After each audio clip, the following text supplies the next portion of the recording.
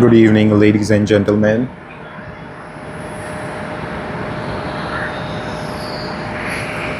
Good evening, ladies and gentlemen. Haneda International Airport. What a great evening. And we continued until about just before midnight. But I'm glad today we have come here early. It's going to be sunset in the next. What we see in front is another A350. How good is it to come here on a day when we have nice and bright sunlight? What do we see here? Can anyone comment and let us know what you see? Tokyo Tower. International Airport. Terminal 3, the observation deck. The observation deck is open 24 hours a day, 7 days a week. And this is just one of two live streams from today. We'll be having the second live stream later tonight. We will be ending this live stream about 8 p.m. That is 3 hours from now. 8 p.m. Japan time, which means about 10 p.m. Sydney time. And then we will be coming back in, I think, 3 hours or something later. So that time it's going to be pretty cold. If I pan around, you can see this is the observation deck. I'm at one end of the observation deck. There's so much of space. There's seating space over here. There's vending machines. As you can see, we have the nice name, Tokyo International Airport. There's a cafe around the place. And you see the observation deck. You can even go much more ahead, and that is where we will be in the night for the late night stream. And then just as much place as we have this side, it's even there on the other side. So it's a pretty big place actually. Apart from that, we are here for all the aviation action, and you can see there's a lot of action already. So yes, we did have quite a lot of action yesterday. So it's going to be one hell of an evening today. Of course, it's quite cold, and the only thing is we can't be using our tripod because of these steel fencing. Very nicely done, but no complaints whatsoever. It's something that we weren't really prepared for. We did know it's platform, it's not level, it's a bit steep. And then again, the thing is, getting level is fine, but not able to get a perfect view because of the steel fencing is something that we weren't really happy with. So that's the reason we are hand holding the camera for our live streams from here at Tokyo Haneda International Airport. If you all haven't watched our stream from yesterday, please go and check it out. There was a couple of nice action services being servicing different aircraft. They loaded quite a lot of the stuff, quite a lot of food. We saw luggage being loaded, unloaded, etc. Inspiration of Japan. Catering. And there's another Japan Airlines over there.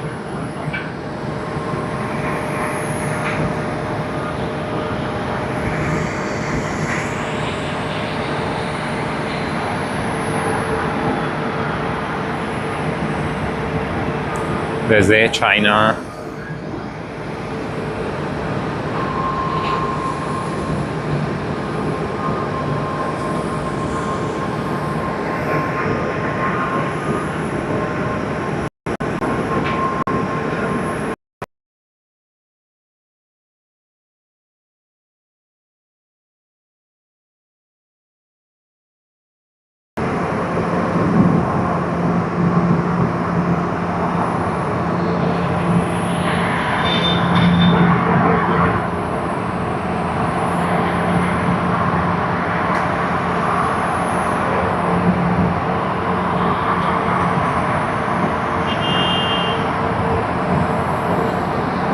Just want to let you all know the quality of the stream has been set quite high, but we are having a bitrate drop is slightly big now, and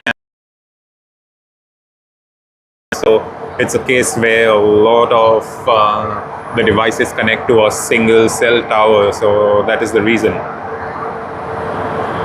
Let's pan around, we'll get some arriving action.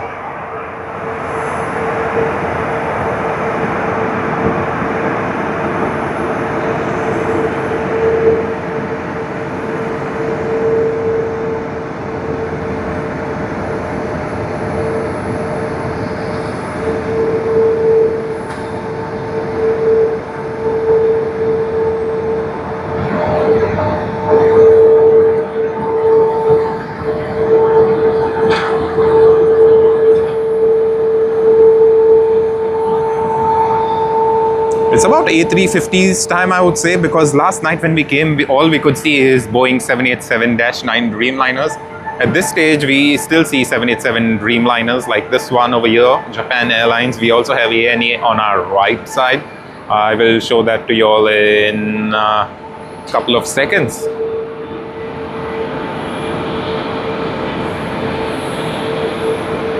How good is this? I love this place. This place seems to be one of those awesome ones. You know, it's really, really nice to come over here, get such a close-up of the planes.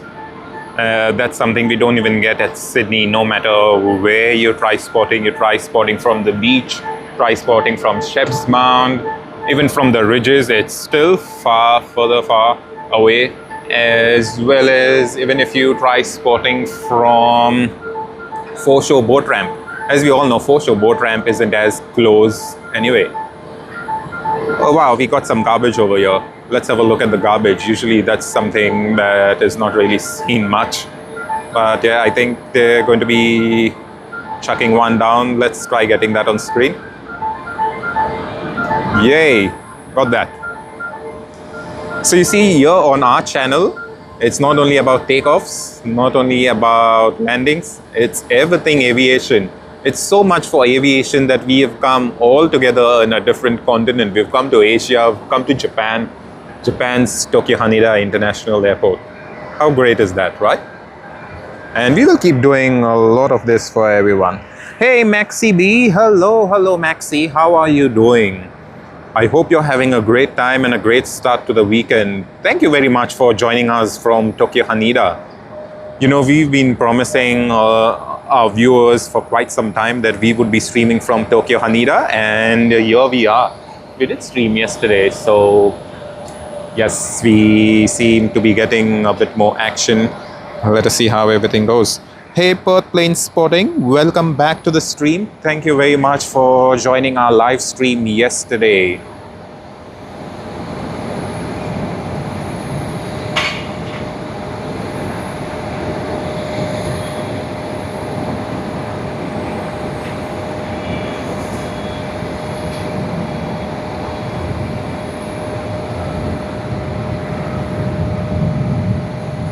It's about 4-6 p.m. in Perth. Hopefully everything's going well with you, Perth Plane Spotting. Hey Maxi B Aviation, I'm glad you're doing well. And Maxi, yes, I don't know whether we would say this is a holiday for us, because you know we literally came here only to plane spot actually at Tokyo Haneda, and that is what we are doing. So yes, not really a holiday, but we did get a break. You know, we arrived yesterday in the afternoon on Singapore Airlines SQ632 from Singapore, and then we came over here in the evening just testing out, and we did get some action. We thought that we would be streaming just for about an hour or so, but we ended up streaming more than 3 hours. So, you know, that was great. It really boosted our confidence. And then this morning is when we went to Shibuya Sky. So it's the place where you go up a tall skyscraper and you're able to click pictures, stay there as long as you want. If you book a ticket for the morning, you can until they close, that is about 10. So yes, that's about it what we did. Apart from that, I would believe and I hope, you know, that some people would learn that from Japan. I usually know a lot of people visit Japan for holidays and things like that. And yeah, they really have good memories, but hopefully, that's one of the things we can pick up as well, perhaps in Australia, because we do see sometimes people behaving a bit too rude. So yes, it's been really a humbling experience, a learning one, and of course it's a great one coming here at the airport. And I would suggest, Maxi, if anytime you're going to be in Japan anytime soon, please do come over here at Tokyo Haneda International Terminal 3. And you don't need to necessarily be traveling. If you need to come to the airport, go to the departures plaza. If you're at the arrivals plaza, what you can do is come to the departures plaza and you get all the action over here. There's a lot of people enjoying their plane spotting. I will just pan around in a bit and show you what really is happening. Even before sunrise, before daylight. And the reason for that is, sadly, we seem to be going to have some rain tomorrow, and that is not something that we were expecting. That's one of a total downer for us, because we planned to be bringing a lot of live streams, but yes, early morning is when we will able to. But trying to get one of those planes in the air. Okay, that's far off, too far off. Okay, and if I pan around, you see there's a lot of people. I will have to zoom out a bit.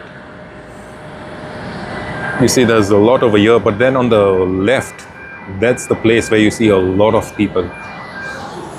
And that's the reason we are having a bitrate drop. Actually, it's dropping quite a bit.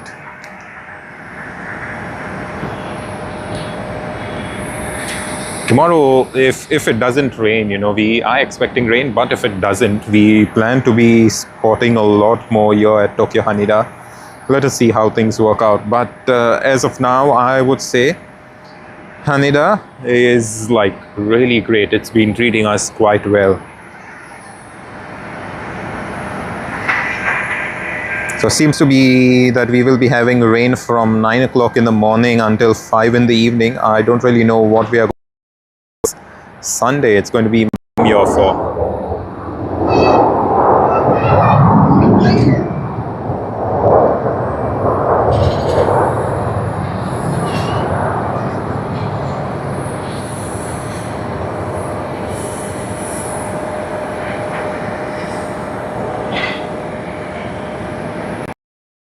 Alright, let's look at the action.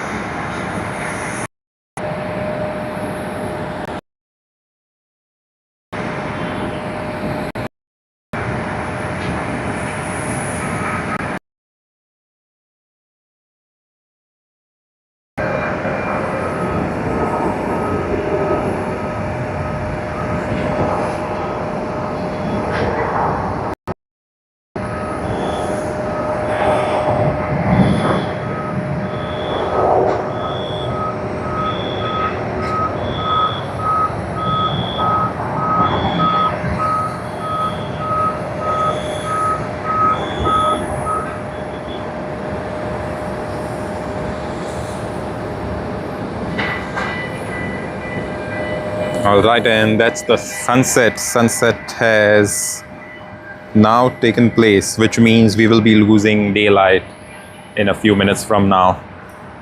Okay, that was United Airlines from Chicago.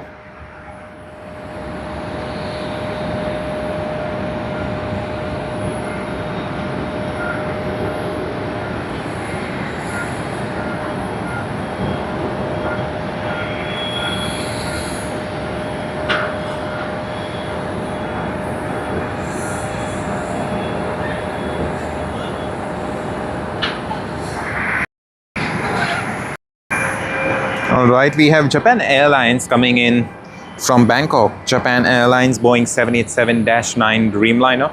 We should be able to spot it shortly.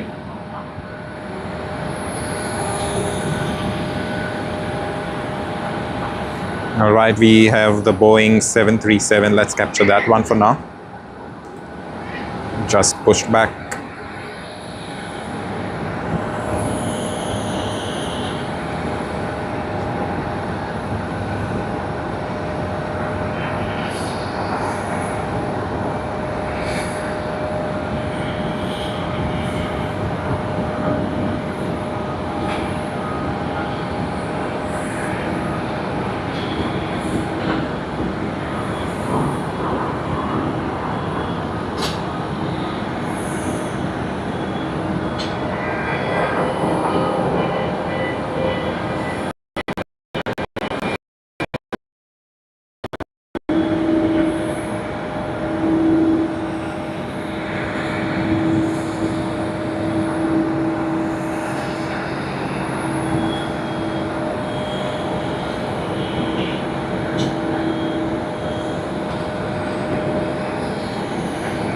Okay, let's try getting Japan Airlines from Bangkok. That's the Boeing 787-9 Dreamliner.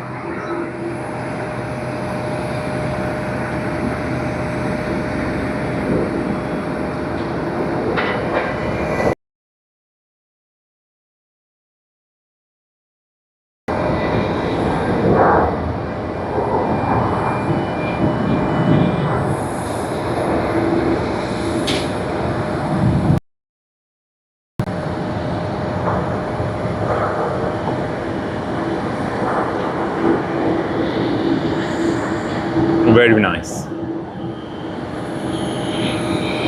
And we have United. It's taxiing. I think it's going to go very far off because we don't see any space at one of these gates over here, so it's going to be far.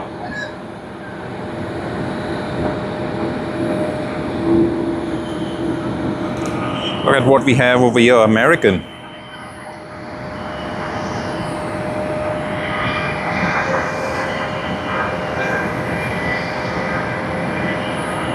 American Airlines Haneda to New York JFK, John F. Kennedy International Airport. Going to be a long flight.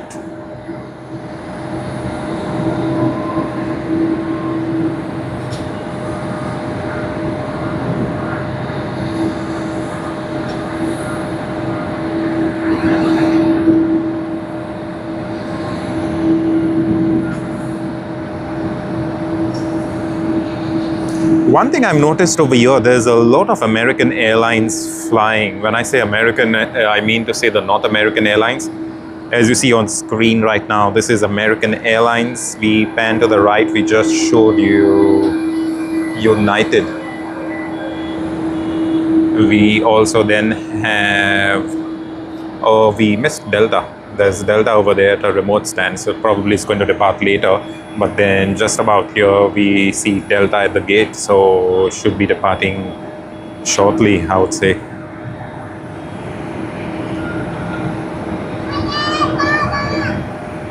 Then nothing much on this side. I do see the road over there.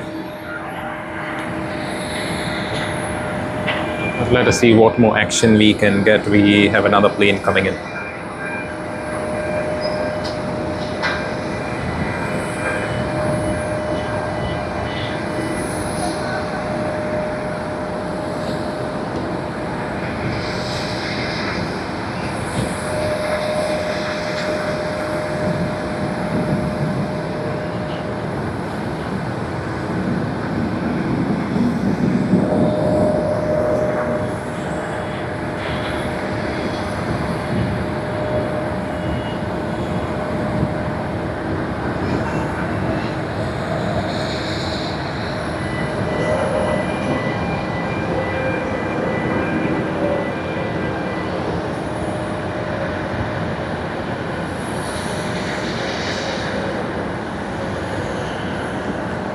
That's it. Let's look at this one. How beautiful is the A350?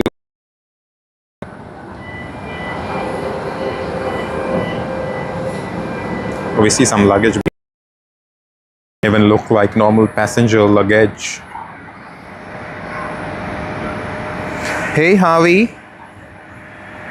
Hey Harvey. Hope you're doing well. Oh yes, I totally agree with you, Harvey. We do need them in Australia, isn't it? Because that's not something you would see often. But I would say they seem to be quite efficient over here. Perhaps we need a bit more efficiency in Australia as well. How many times has it been that people have arrived on an A380 and the luggage carousel is itself so crazy at that very moment? So people do love flying an A380, but they don't really like flying an A380, especially when you realize you're at Sydney Airport and waiting for your luggage for quite some time. That's a totally different story, but yes, I can totally agree with you regardless. All right, we have the cleaning staff done with their work.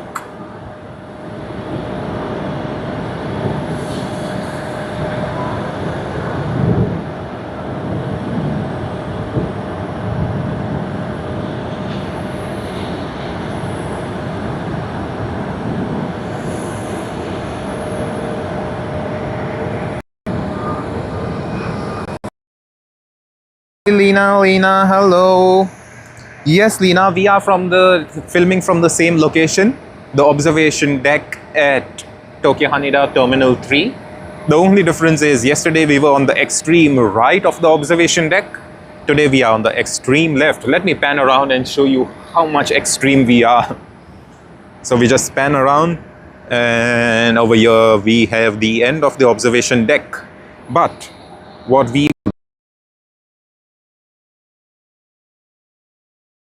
half hours. You see there's a lot of crowd over here at the observation deck.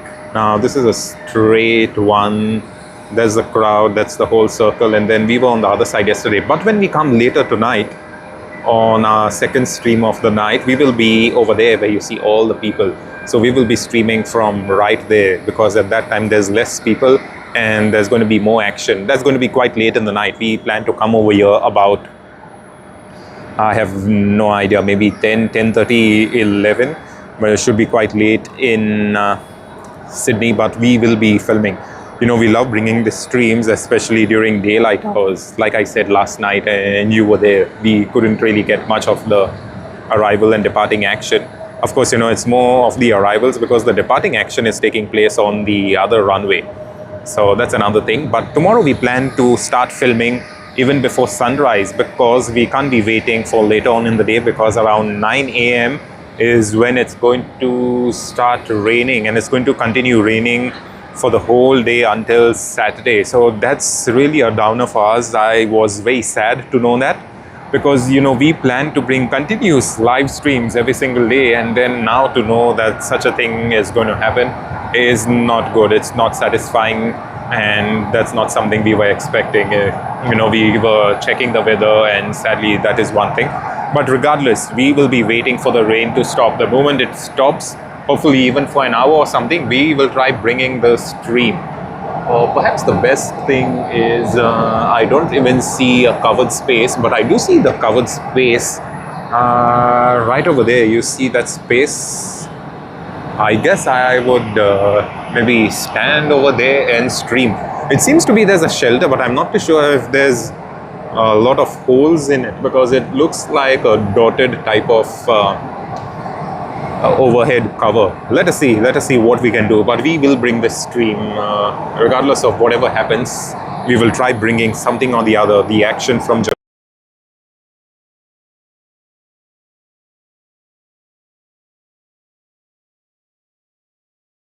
that we would be streaming, and it's been there for quite some time. Let's stand out. Let's look at this one, ANA 787-9 arriving. There you go. Alright, as you all may have noticed, the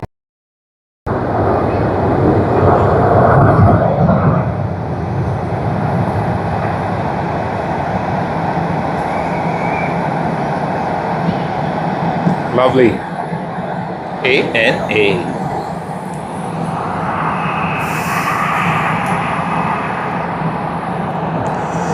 Apart from that, Lena, how have you been?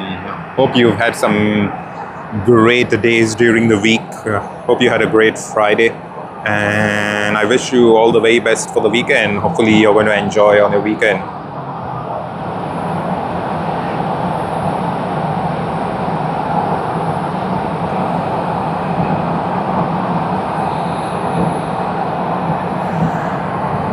Let's look at the ATC tower.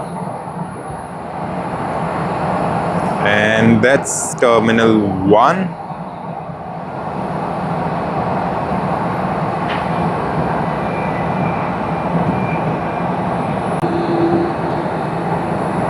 For one moment, I thought this was 100 years livery of Qantas.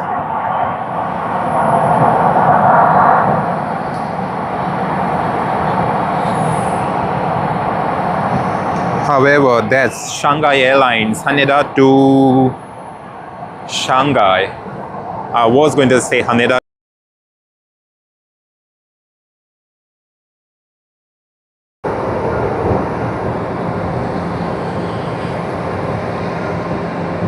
For those of you who don't know, we usually stream live from Sydney Airport, but over there, all we do is catch the departing action, the arriving action, but we never get all of these actions actually, and it seems to be quite exciting to me. So what I'm planning to do is get some action such as these, loading, unloading, pushbacks from Sydney. Let me know what you think about it. Would it be exciting for you all as well? Would you all like to see it?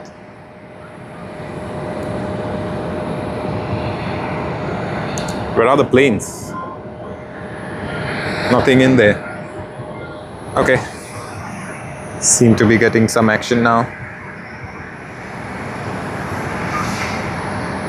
Oh, Lena, is it hot? Yeah, if it is hot, very hot in Sydney, then yes, I definitely have escaped from there.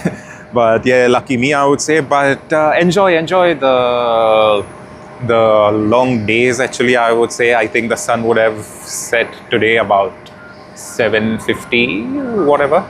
I think it's 7:27 over there in Sydney, so we should still be having daylight there in Sydney. But yes, I don't know, maybe 7:50 around that time. But regardless, yeah, thank you so much, because later on, Lena, when it's winter time, we will hardly even get some daylight. It's like by the time we just finish work or even about to finish work, it's going to be dark as night. That is how Sydney is during winter. But yes, we've had some great spotting. And isn't it some great weather over here? But Lena, let's just hope tomorrow the rain doesn't play spoil sport with us. And if it does, we will just try finding a good spot where we can still come back and get some action. Let us see how things work out. And yes, Lena, that 100-year anniversary livery of Shanghai Airlines, as you see, it's taxing. Now we aren't getting it as clear because it's getting dark, and we will be losing out on stuff. As you know, yesterday we couldn't even get this much, but tomorrow morning we'll be getting quite a lot, because when we come in the morning, we'll come before sunrise, and then we hope to stream until about maybe the start of rain. What a way to put that, what a way to put it. Usually we would give our viewers a time saying, yeah, we will be streaming until late morning or perhaps early afternoon, and that's how we usually do it on our morning streams, our Sunday morning streams at Sydney International Airport. But yeah, this is the type of things you've got to do when you have some bad weather. But that's not a complaint. I'm pretty grateful and thankful, and I'm filled with gratitude that we could come over here and get so much of the action. Even yesterday's stream, we planned to stream for 1 hour. We ended up streaming for more than 3 hours plus. So that in itself is a success for us. Again, coming in today before sunset, getting some good daylight, then capturing the nice golden hour, that sunset effect on the planes. There's so much to it,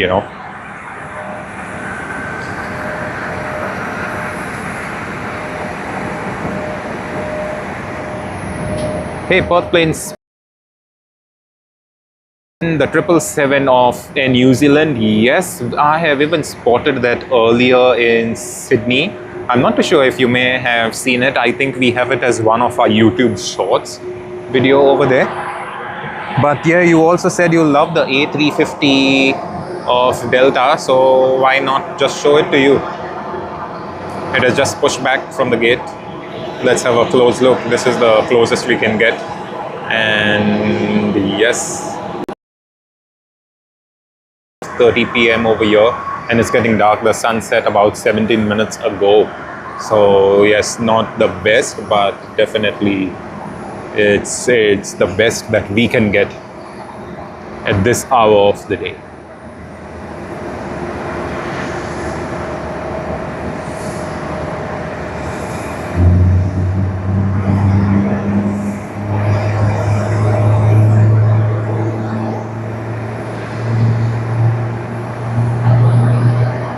All right, and how many 7-9 departing? The video that we posted on our channel earlier today, that was a YouTube short video. You would see that a lot of the workers are doing the traditional wave off to that flight. And to see it happening in Sydney for the first time ever, I was surprised, and that's the reason why we posted that video. I hope you all would have seen it. If you all haven't, and if you all are curious enough, eager enough to see it, please go check it out. We will be having a lot of shorts coming on our channel as well, because you know, after Japan we will be going to Singapore and onwards for a holiday as such, so we wouldn't be streaming during that time. But don't worry, we have a lot of action already planned for you all. You know, we don't really want to leave you all high and dry, so we do have a lot of that action here on our channel.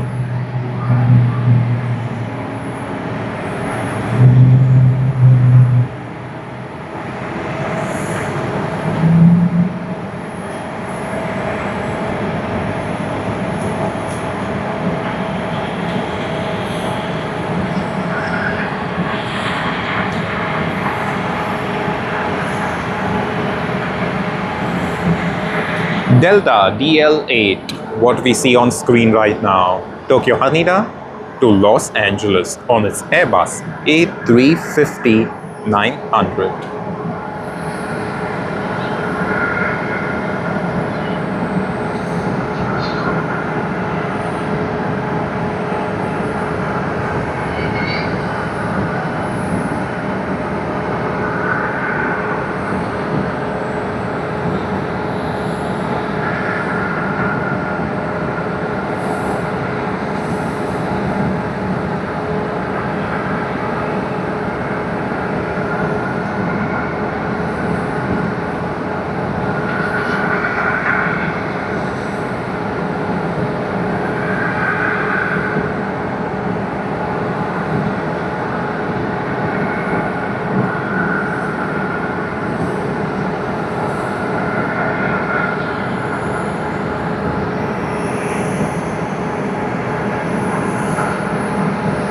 Okay, I think in the next few minutes we will be not able to see anything landing on the runway, because by then it's going to be dark.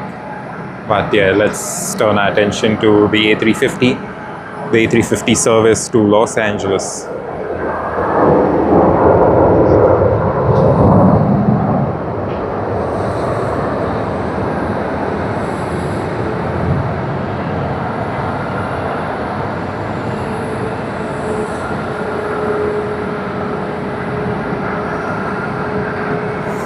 Hello, welcome everyone, welcome to the live stream. We are streaming live from Tokyo Haneda International Airport.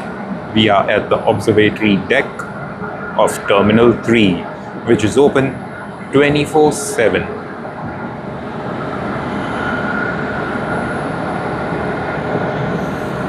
And we also plan to live stream a second live stream later tonight. Or who knows, if possible, we may just continue this live stream till the end. But it may not make much sense, because during the early or perhaps late evening is when a lot of the action doesn't really take place, so we won't really get much. Hey Jeff, hey, welcome back, welcome back. I hope you had a great time at work, Jeff. It was great to see you on the stream yesterday. It's always great to see you on every stream, you know. It's really nice to have our subscribers more like a family to Sydney Airport Aviation, and that is really lovely, you know. Appreciate your presence, Jeff. I hope you had a great day at work, Jeff, and I'm hoping you can enjoy the weekend, the next 2 days, Saturday and Sunday. Hopefully we can bring you some action. We are going to end this stream in about 2.5 hours from now, but worry not, because we will be having another stream later tonight. And like we promised yesterday, that was last night, you know, we did promise that we would be coming up with the late night stream from over here at Tokyo Haneda, and that is what we will be doing. So hopefully it's going to be a great one. Tomorrow morning we will be streaming quite early, even before sunrise, and the reason for that is because at about 9 a.m. Japan time we will be getting a lot of rain, and the rain is going to continue until Sunday evening. So that's not something that we are looking forward to. It's one of the most sad situations that we can be in, because we've been planning, like, you know, Jeff, we've been planning for quite some time the streams over here at Tokyo Haneda, and the fact that it's going to be raining, that's not something that we had least expected it, especially considering even earlier this week when we checked the weather, everything seemed to have been fine. But yes, you know, you can't really do much with the weather, but regardless, we will try streaming. So our plan is that we will try streaming from one of those covered locations. We may not get much of the action, but you know, during the daytime, if we even stand over there or perhaps there, I'm guessing that one has slotted rooftop, so it's going to be a bit not too friendly for us. But if we stand over here below the roof, we can get the action from far off. We won't get this action downstairs at the gate, but yeah, everywhere else we will be getting. So regardless, let us see what we can do for you all, and it's going to be great.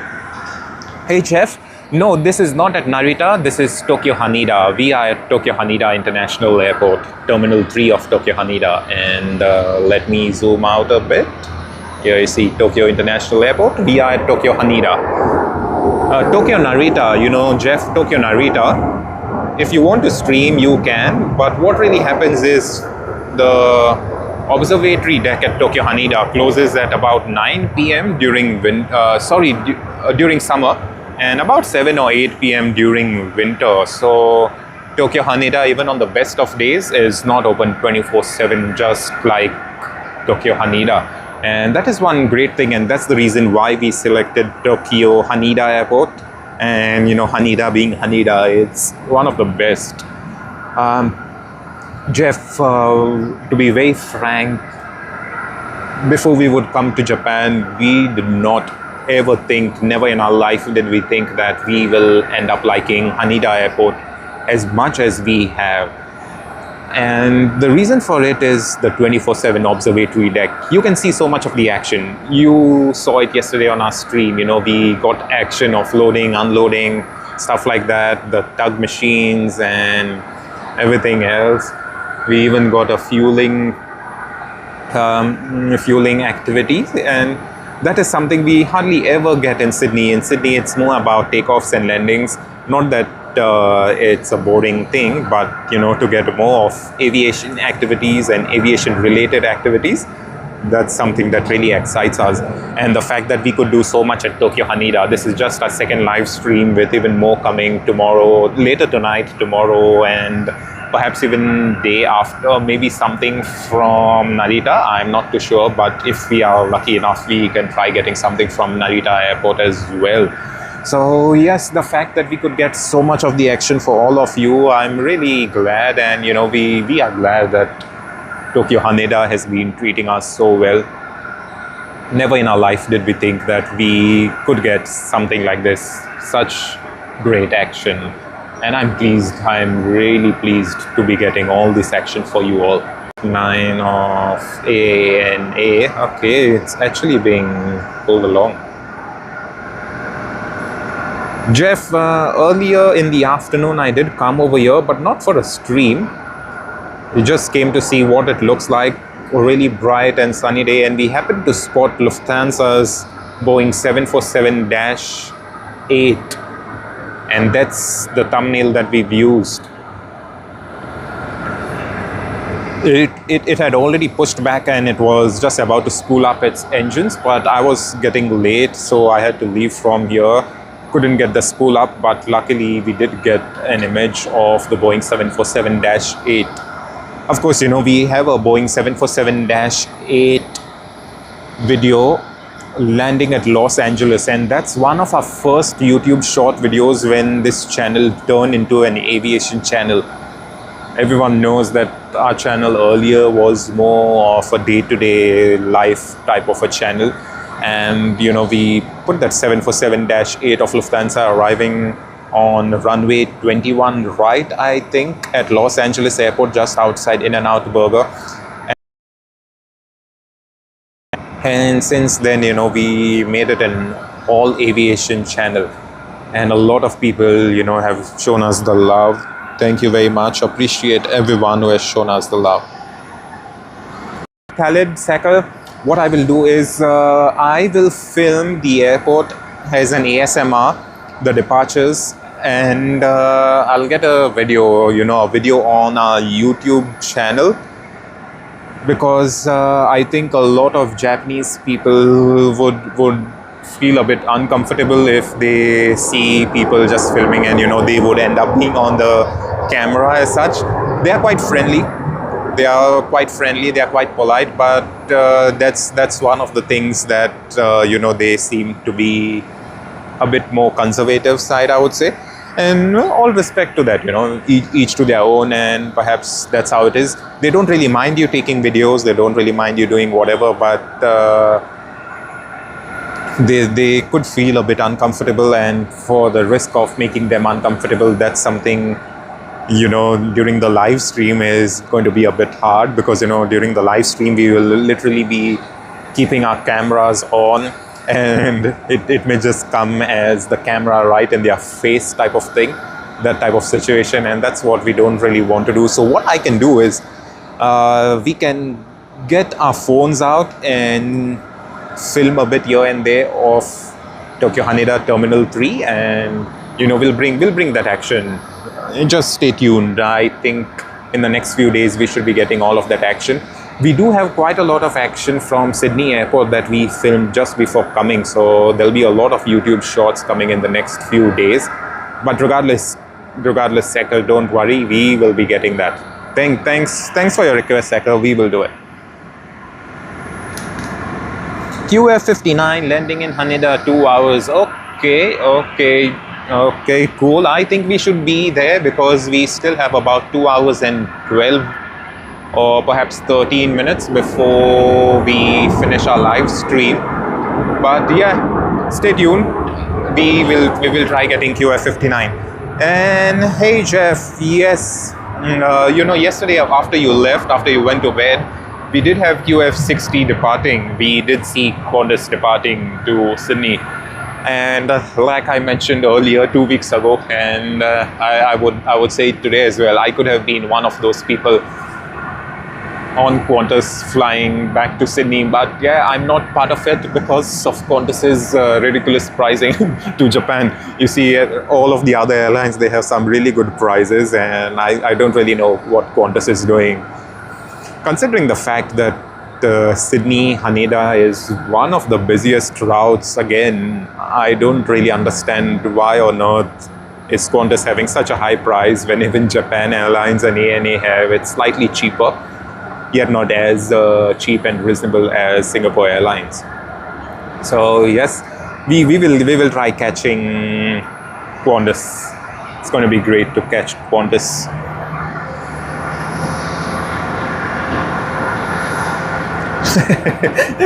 Jeff, I can totally understand. Yes, Qantas is an airline that, yeah, if you're really rich, yes, it does make sense.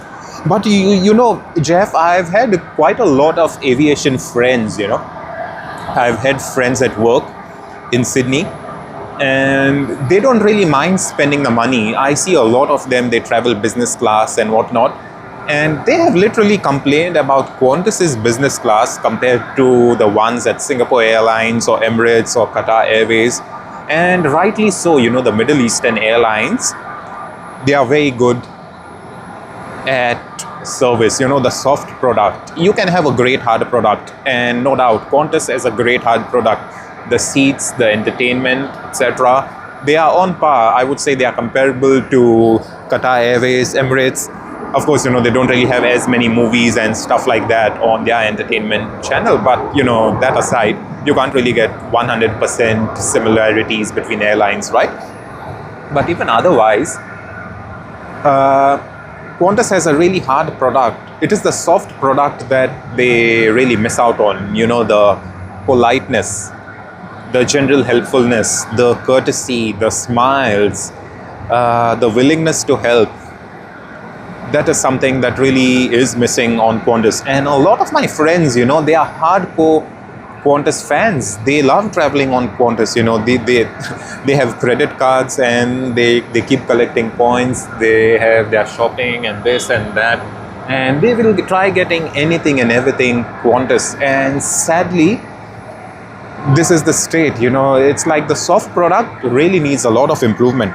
And talking about that, when we talk about the soft product, if you look at the overall picture, I wouldn't even blame Qantas as such. Most of the countries, let's say Australia, New Zealand, United States, most of the European carriers, Lufthansa, British Airways, what else is there? Most of them, most of the large scale carriers over there, the premier flagship ones, all of these airlines from all of these countries, they don't really have the best customer service. They don't have the best soft product. And I think that would again come down to culture, I would say. How many times have you seen an airline from one of these countries having some really great customer service? Yeah, I mean, you can always say, hey, welcome to Qantas, welcome to Delta, welcome to American Airlines, welcome to whatever, welcome to United, welcome to British Airways, yeah, and put up a fake smile. But then at the end of the journey, after a 7-8 hour journey, transatlantic journey from London to New York, or perhaps Munich to New York, Frankfurt to New York, would you be as happy with the customer service compared to any of the Asian airlines? Japan Airlines, you're on the screen, ANA over there, Singapore Airlines, even Asiana Airlines you see over there far off, Air China. Most of the Asian airlines, they have some really good customer service, and that is what really differentiates them. Of course, like I mentioned in my previous stream 2 weeks ago, Jeff, that price does play quite an important role in people liking and disliking an airline and trying to go with it, and rightly so. But the soft product is something that Qantas could really improve on, and likewise a lot of the European airlines, North American airlines and stuff like that.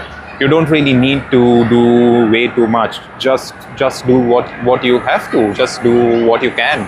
And I think, it's going to be a lot better. But yes, I can totally get it. A lot of my friends, they do not want to travel on Qantas because of the way it is. So I can rightly understand, when you say the rich people, it's a rich people airline. Again, there are people who travel first class and business class in Qantas, and then when they travel another airline, they are totally amazed because that's not the thing that they usually expect. They get much better service from Singapore Airlines, Cathay Pacific.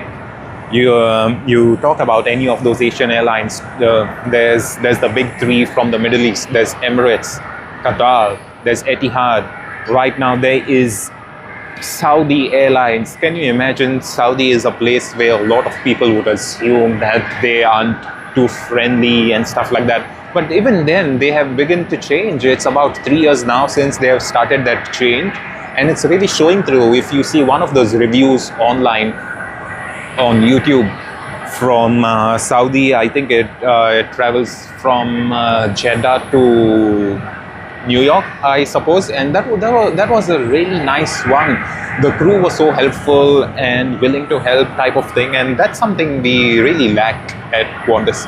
And I hope in the future that is something we all can learn from, and perhaps Qantas can learn from. Even British Airways has improved a bit. Still a long way to go, but yes, I do hope that, you know, they can get quite a lot of that action. So hopefully soon. Let us see. But yes, apart from that, you know, Qantas is Qantas. You can't really do much about it. And Lena, yes, I do agree. You know, a lot of people, they collect a lot of points. And in Australia, yes, you get a lot of points when you shop for some of the brands or maybe some credit cards and things like that. Yes, a lot of people, you know, would love to splurge their points as such. But yes, Qantas does have a strong point when it flies to Dallas, flies to Los Angeles, and, you know, places like that. It's very hard for you to get one of the cheaper tickets on those routes, especially considering we just have United and Delta and American Airlines as the other airlines. So yes, Qantas does have a stronghold over there, but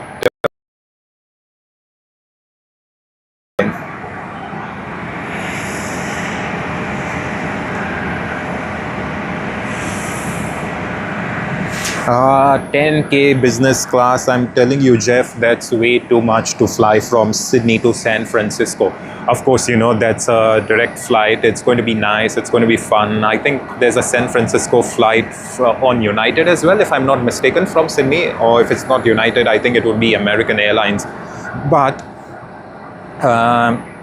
you know, you can get a much cheaper business class ticket if you fly on Emirates from Sydney to Dubai and then Dubai onwards to San Francisco. Of course, you know, you're not going to be getting that direct flight.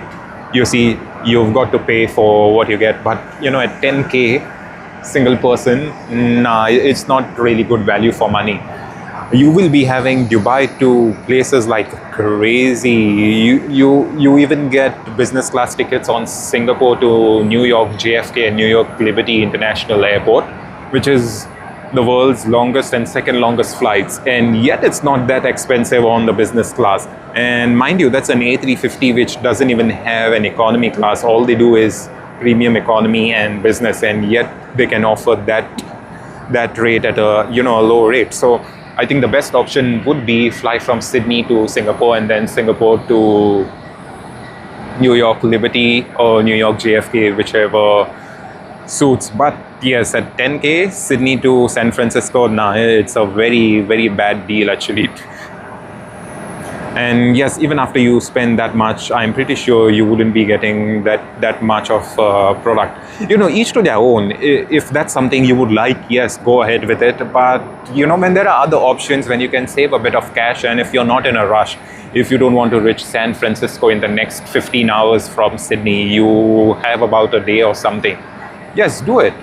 Go to Singapore, go through Dubai. Through Dubai, it's going to be quite a bit because Sydney to Dubai is 14 and a half hours, and then another 14 hours from Dubai to San Francisco. So that's going to be quite a bit, and we haven't even accounted for the layoff times at Dubai International Airport. So yeah, whatever works best, go for it. But yeah, there's a lot more you can do with that amount of money if you want to fly from Sydney to San Francisco.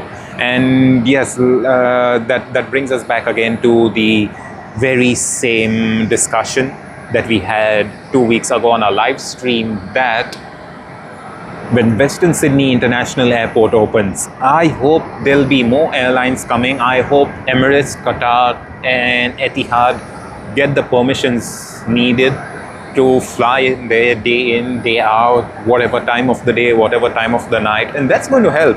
And Singapore Airlines is trying to do that, and that's one of the reasons why they have, you know, come over there. Because as you know, the last Singapore Airlines flight that flies from Sydney to Singapore is about 7 o'clock at this very moment, 7:10 to be precise, during summertime, and during winter time it's about 6:05 or 6:10 something. And the reason why they do that is they can't really fly their Boeing 777 later on. You know, there's a Boeing 777 that arrives Sydney about 9:15 in the night, and then it stays there overnight and departs next morning.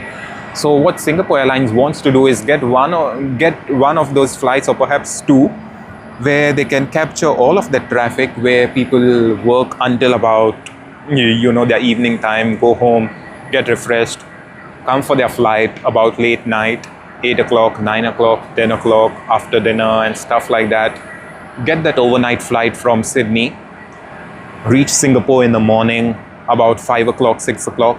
And then at 6 o'clock, we all know what happens at Singapore Airport. At 6 o'clock, there's a lot of people coming into the airport, getting a lot of flights, just like how we got ours yesterday. At 6 in the morning, we saw a lot of the people coming in, getting ready for boarding.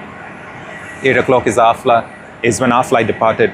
There's quite a lot of flights departing to the United States, to Middle East, to Europe. So, for people who live in Sydney, they are disadvantaged. So that is the thing, the Western Sydney Airport is going to help quite a lot, and that is what we want. We want all of that things happening. So hopefully, one thing will lead to another, and it's going to be helpful. All right, we see the gate being pushed back. Again, this is something that we haven't seen at Sydney International Airport because we don't even have a good vantage point.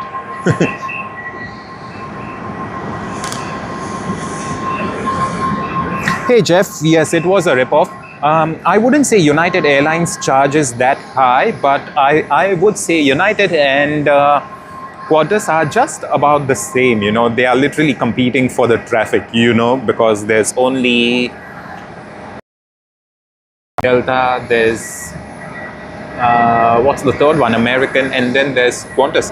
So yes, they don't really give you much of a cheaper ticket as such, but it's pretty much the same. So I wouldn't say you would get better value for your money on even United, to be very frank.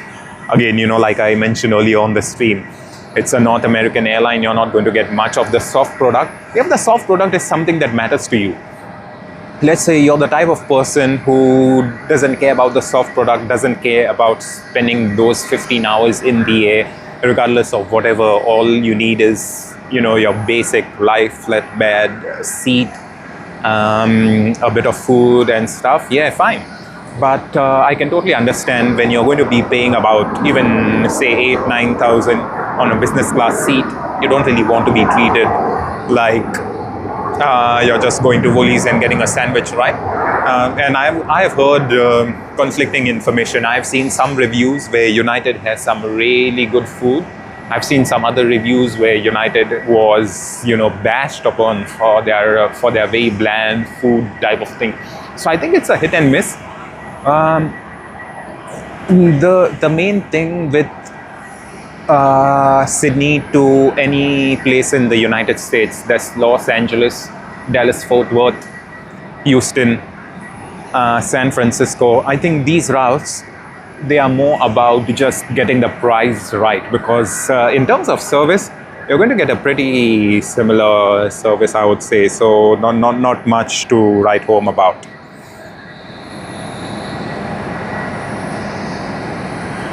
Okay, so I was trying to get our camera outside of the fencing, but we couldn't. It's getting quite cold, so please just give us a moment. We will get back shortly. We need to be using our jacket.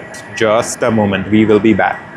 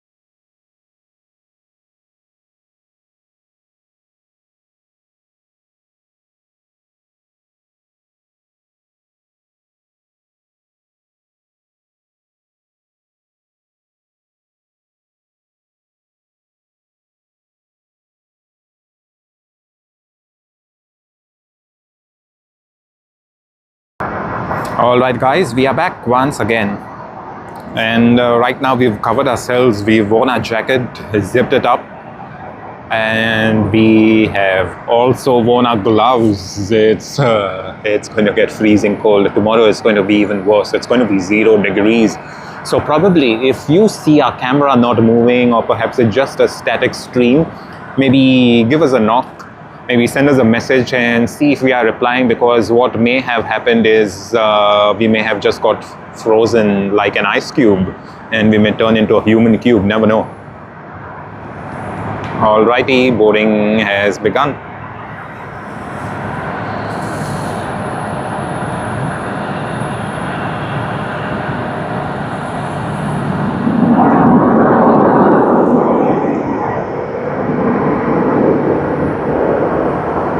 Okay, we see the flight deck, captain and the first officer.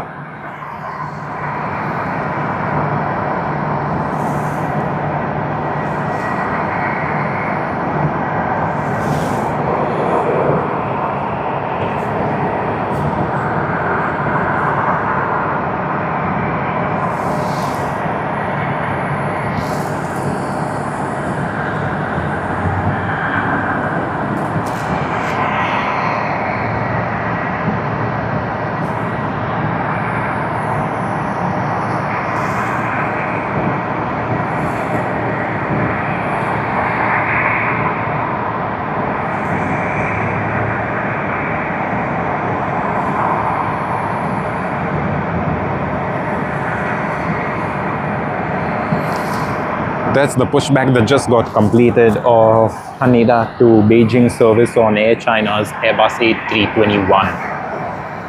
And at this stage, we are just looking at Japan Airlines. Okay, we have the taxiing light on for Air China.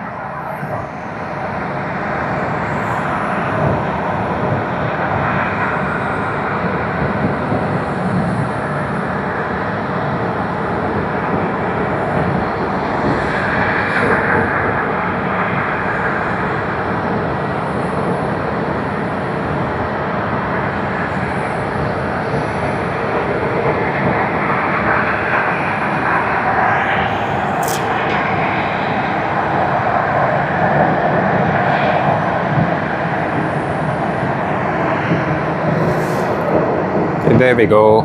Get a good look of Air China. I don't think we can zoom in too much. Yes, it's already grainy at this very moment because it's so dark over here.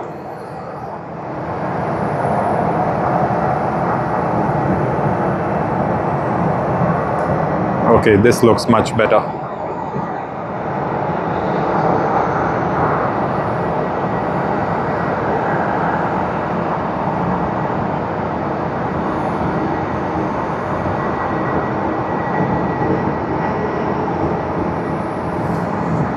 Okay, I see Delta, which was at the remote stand. It was somewhere around where Air China is just taxiing around. So I think it was on the right side, and right now it's moved out. So let's see.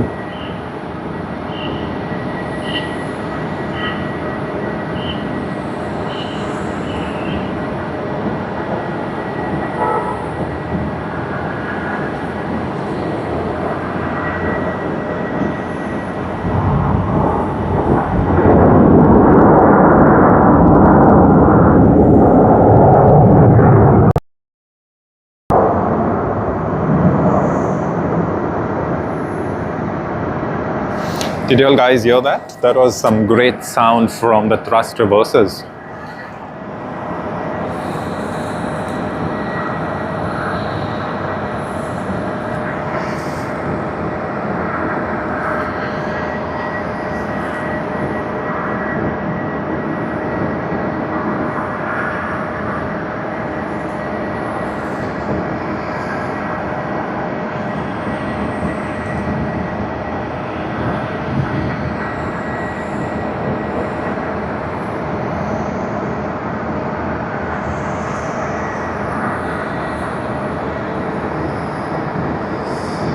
Okay, we see people walking from the terminal onto the jet bridge.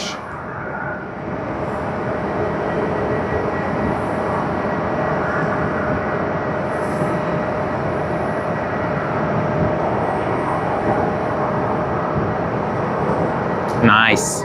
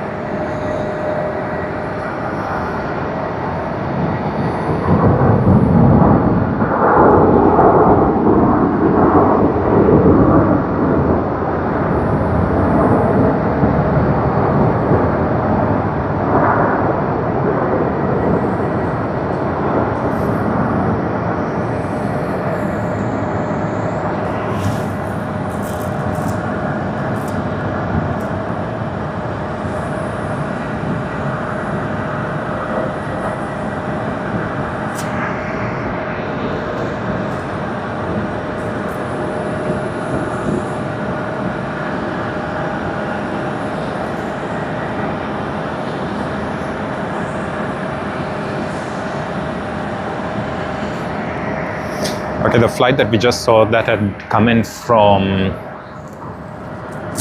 Osaka's Itami Airport.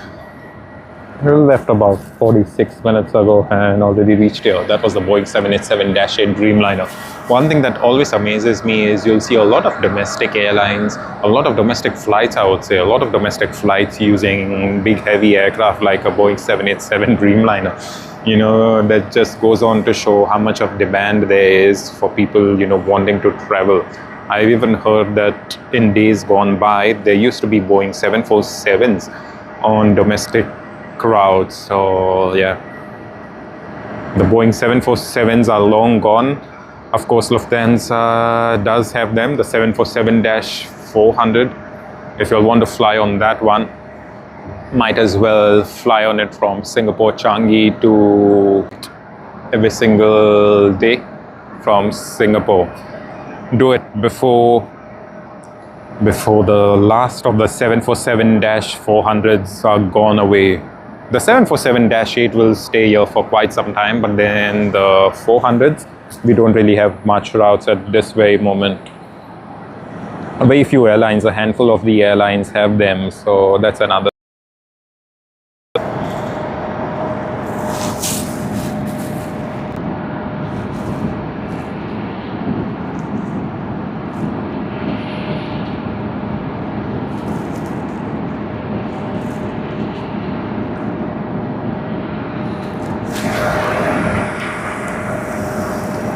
Okay, we don't have much of the heavies coming right now. Maybe one of those lull moments over here at Tokyo Haneda, just like how we have lull moments about late morning at Sydney, or perhaps lull moments about late afternoon time, early to mid to late afternoon time at Sydney. So I think it's just one of those times, but we will be getting a lot more action.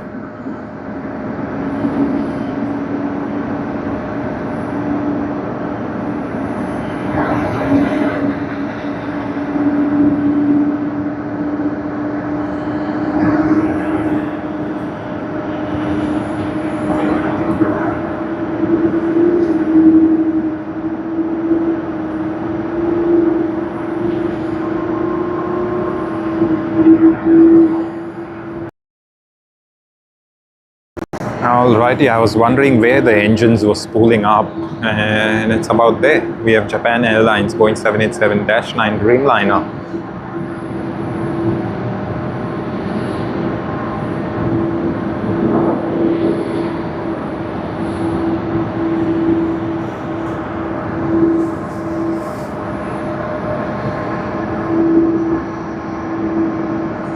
So all of the catering departments and trucks, everything have left this aircraft. It's just the luggage loader over there. Maybe they're waiting, expecting a bit more luggage before they finally close it and get going. We'll be capturing the pushback of this aircraft, the A350 of Japan Airlines.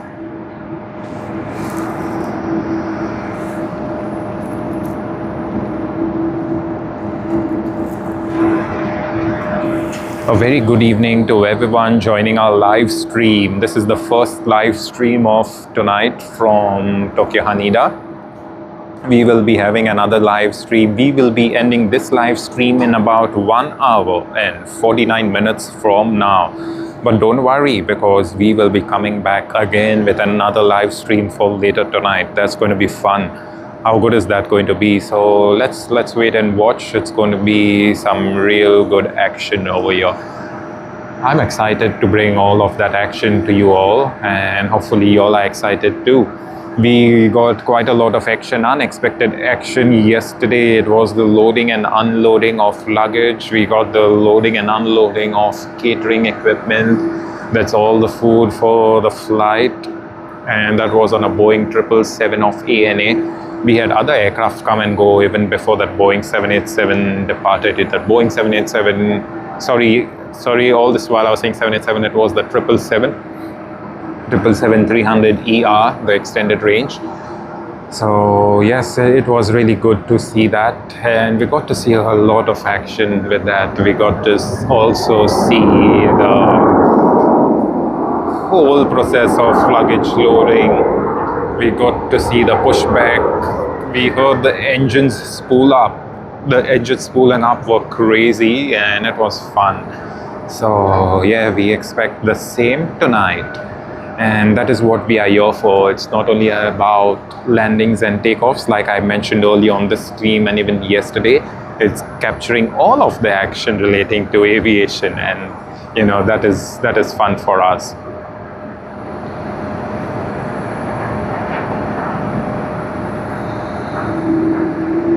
Okay, Japan Airlines 787 is making its way. We do have an aircraft coming in, we can see it.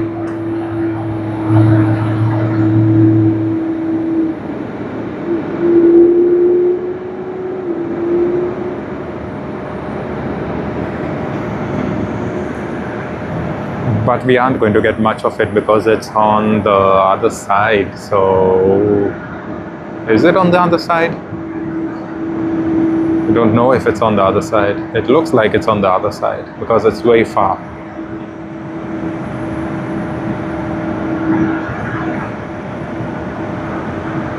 And yes, behind the terminal building. And here you go, we see one on this side, the near end.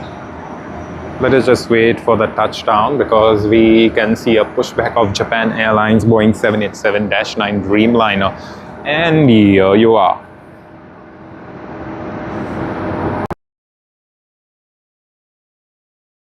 I think we'll zoom out and then having a grainy image and having been zoomed in, it's not going to be one of the best experiences for you all as well as for us. You know, we want to bring something that's really good enough. Maybe not the best, but yeah, it has to be good enough, especially at this time of the day when we don't really have much of daylight.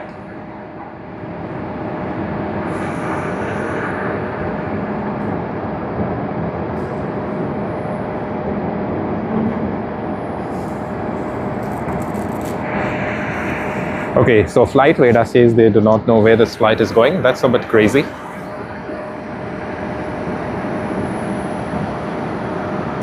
We do see passengers inside. So just the case of flight radar not having been getting the data right away.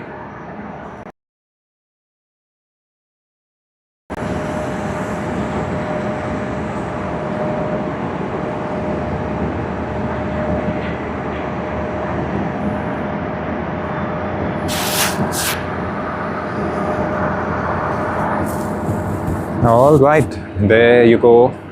Flight radar has been updated. It's Tokyo Haneda to Taipei on Japan Airlines JL9999 Boeing 787-9 Dreamliner.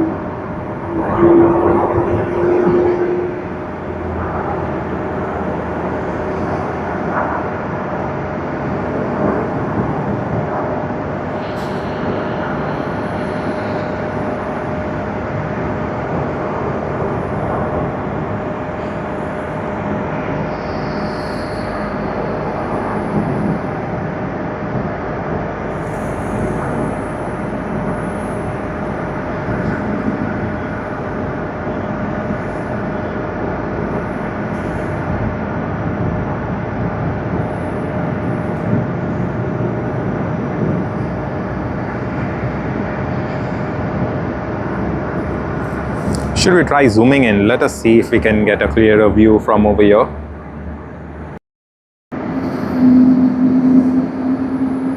Okay, getting that engine spooling sound.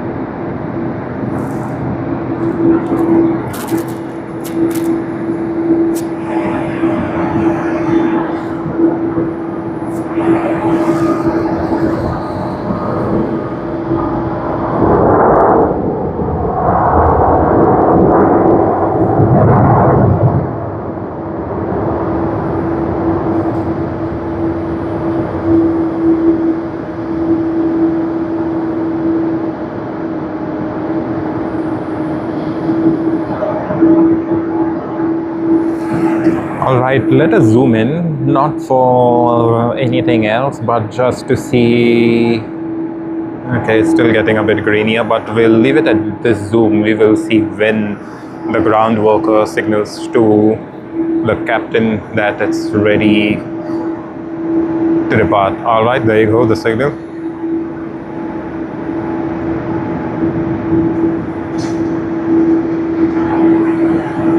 There, the customary bow. How good is that?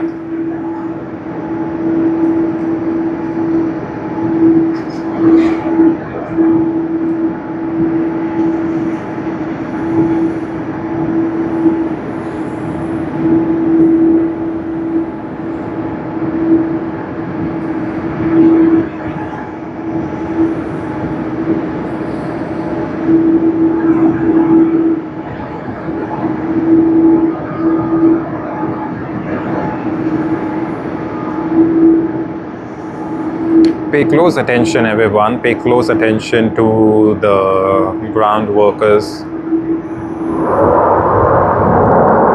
And there you go. That's the customary bow and the wave. You can see that happening.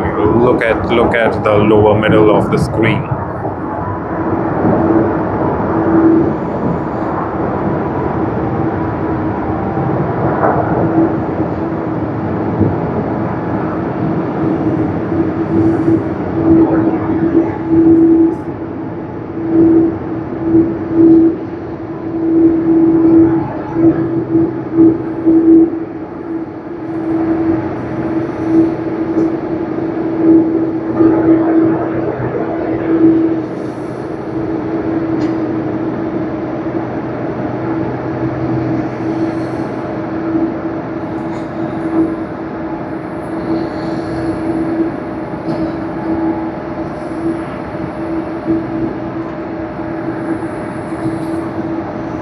Okay, that flight has pushed back and is taxiing. We see over here the luggage loaders have been taken off. All we need now is the boarding gate, the aero bridge, to be taken out. We also see the pushback vehicle getting ready.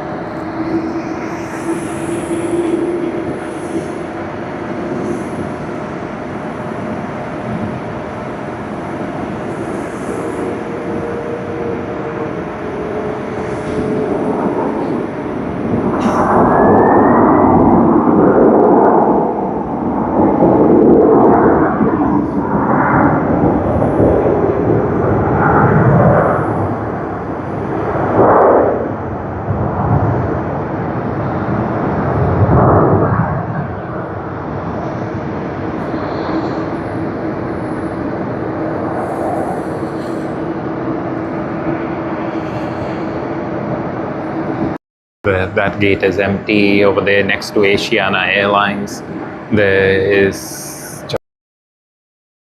Yeah, I think we do need some. Japan Airlines 787-9 departs. We will be getting another one.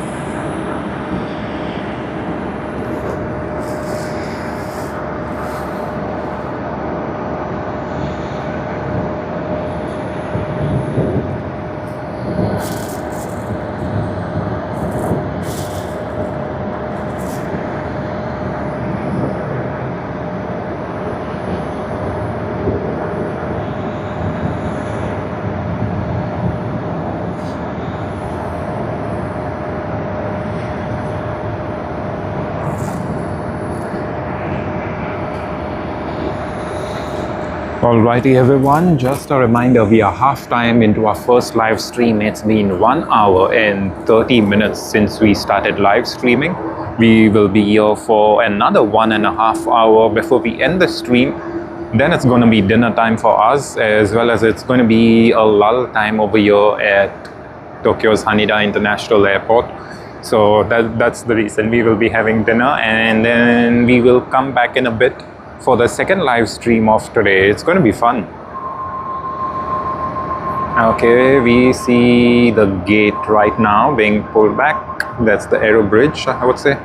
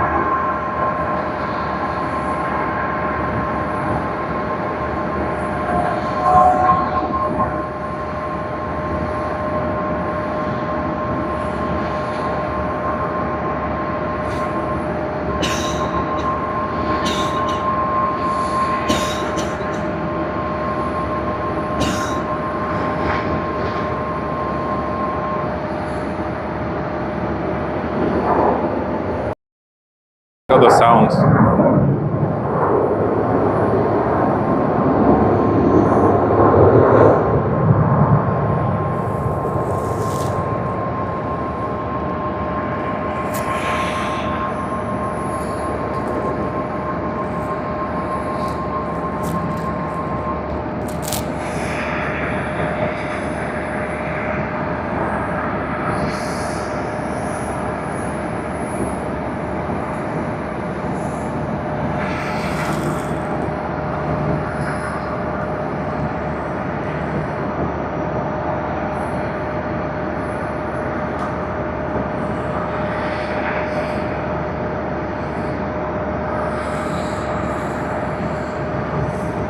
Alright, for those of you who joined our live stream from before sunset time, y'all would have seen this aircraft. It was there since then, and it's still here. It's going to be departing right now, going to be pushed back at any moment. So let's have a look. It will be great to bid goodbye to this aircraft, and you know that is what we are here for, to capture all of the action.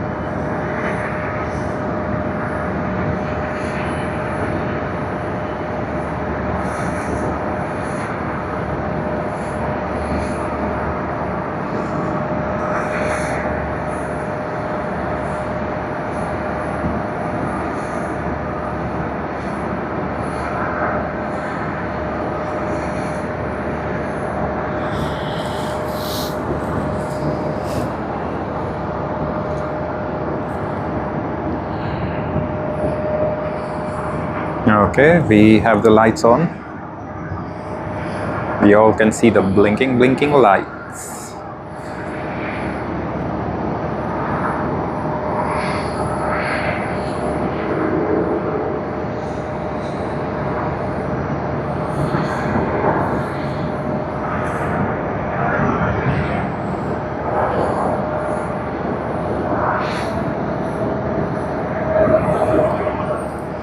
Let's zoom in on this light. Let's see what it looks like.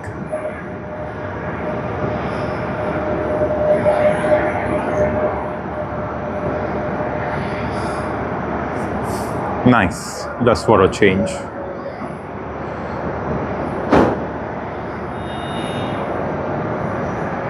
Okay, pushback will begin.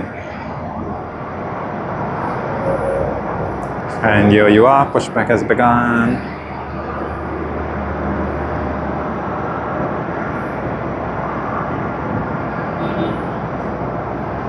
Wishing everyone a happy and safe flight.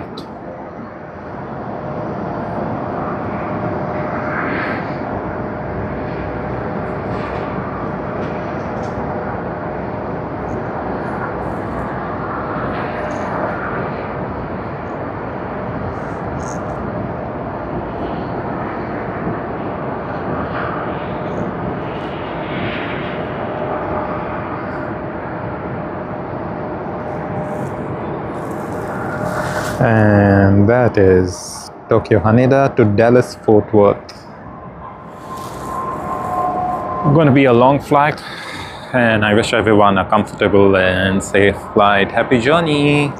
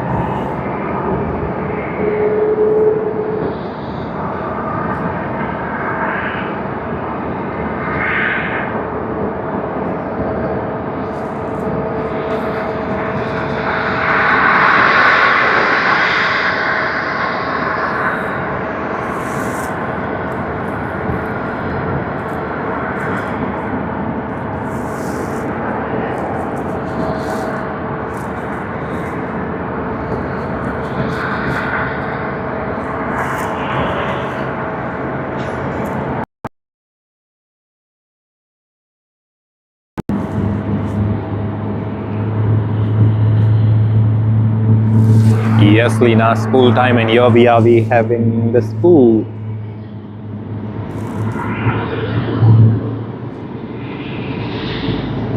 Oh wow, Lena, thank you very much for that information. We didn't know it was a retimed one. I thought it's a regular one for it on the stream.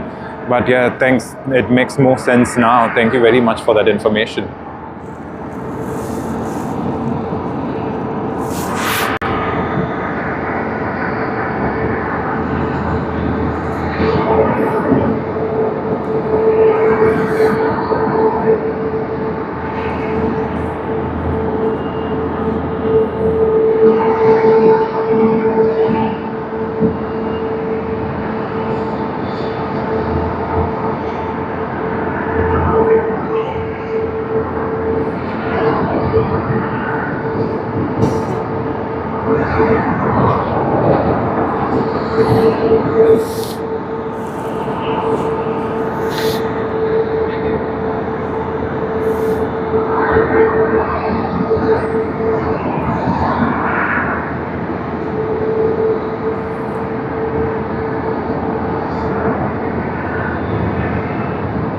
Wow, look at those lights.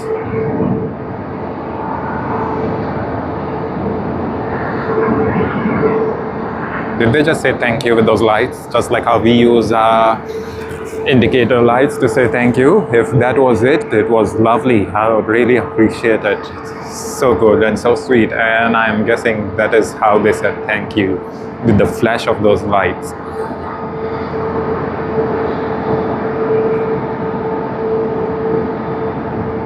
And pay attention to the workers again that you see. And you see right now the lights are switched on for the departure. So very nice, very, very nice.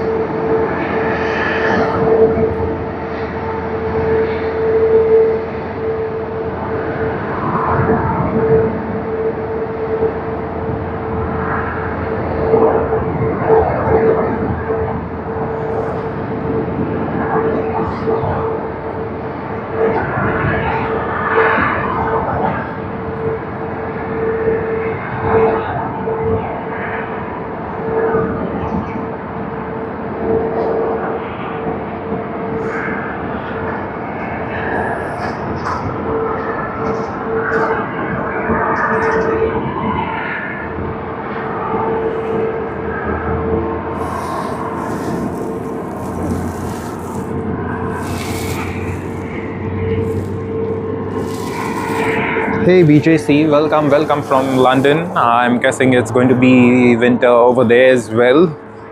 Pretty harsh winters. But I think the winter will be subsiding a bit if I'm not mistaken. But thank you very much BJC for watching. Thank you very much. We appreciate your presence. We are here at Tokyo Haneda, and we just came from Sydney yesterday afternoon. And yeah, pleased to be here. We hope to be live streaming later today after dinner, and we will be coming in early tomorrow morning, Japan time, before sunrise, and it's going to be fun.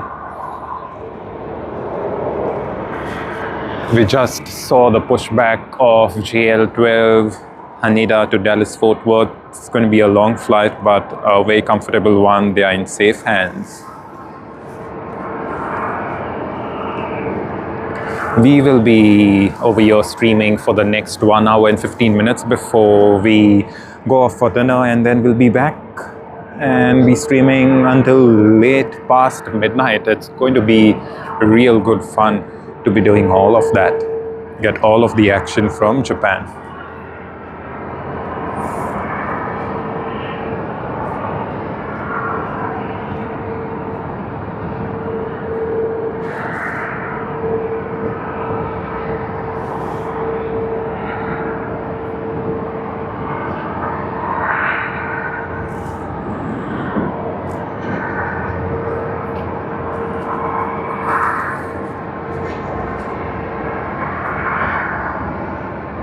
And let's see if we can get any of the planes over here that arrives. It's going to be nice to see them come in nice and slow.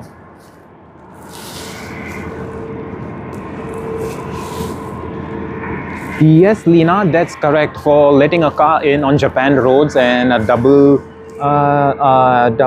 flash of the hazards. Yes, it is. And Lena, you know, that's something I personally do when I drive in Sydney as well. When I am let in, I will usually double flash my hazards as well. I don't know if that's something that's caught on from Japan and it's, you know, I usually do that. Of course, you know, a wave of the are much more visible, I would say. So that's one good thing. So yes, and the fact that we just saw the DL12, that is Dallas Fort Worth service. I'm not too sure if you all can see it far off in the background. It's over there. It's going towards the right, and you know, the fact that they did it for the ground workers, you know, the captain doing it for the ground workers, the flight deck, even if it's the first officer, regardless of whoever has done it, they doing it for the ground workers. It shows so much of appreciation, so much of gratitude. So you know, words can't put such actions into, you know, words can't make justice to such actions of gratitude and thankfulness. And I'm pretty pleased. This is something I always knew that happens, you know, especially with the customary bows in Japan. But the fact that we caught that double flash of the taxiing lights on a plane on Japan Airlines, that's going to remain with me for the rest of my life. You know, a wonderful experience. Japan has been a wonderful experience. Aviation has given us much more of those lovely experiences. And what more can we ask for, right? This is not something we expected, but it is surely something we will cherish for the rest of our lives. It's nothing relating to us. The fact that we could, you know, just capture it on our channel, that makes a world of a difference to us. All right, it's getting a bit too chilly now. I am shivering. And we still have about 1 hour and 12 more minutes to go. Okay, Japan's ATC, look at that one. Nice and clear. Tomorrow we will be coming over here and trying to get a few pictures as well, but again, it's a bit too hard because, like I mentioned earlier, because of the rain and things like that, it's going to be a downer for us.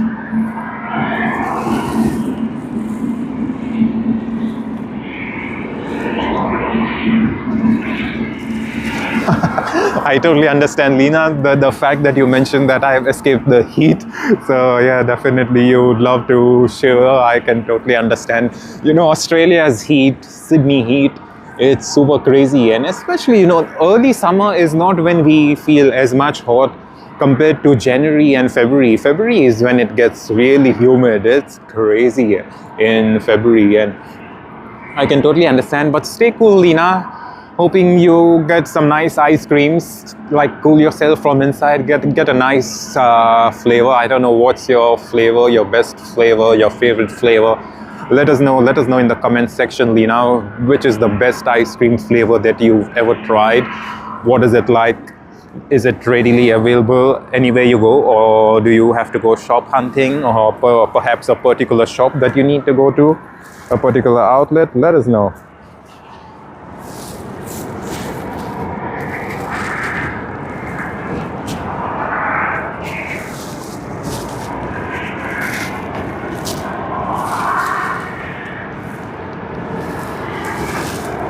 Okay, I think this catering service truck, it just came in from here and then turned around. Maybe they want to play, or maybe they just want to be featured on our channel.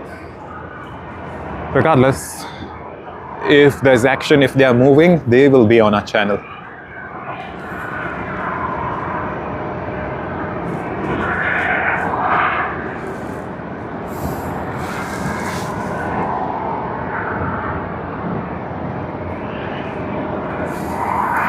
To the world from the world. Global Logistics, Sagawa. This morning when we were traveling to Shibuya Sky, I happened to see the whole building of Sagawa. So probably it's the administrative center, and maybe they would be one of the leaders with logistics here in Japan. So yes, hopefully that is something that, you know, a lot of people use it, because I think I saw it this side as well. So yeah.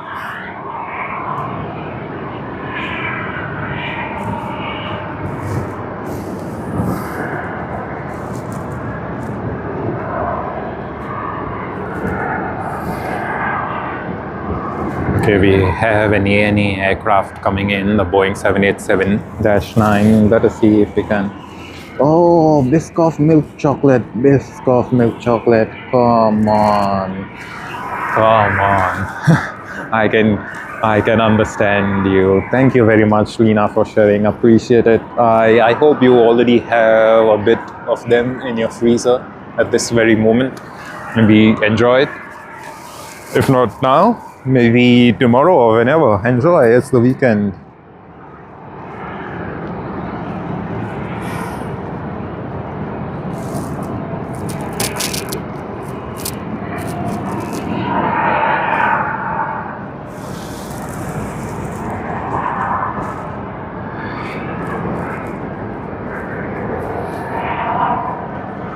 Okay, another pushback. Got 2 pushbacks in a row.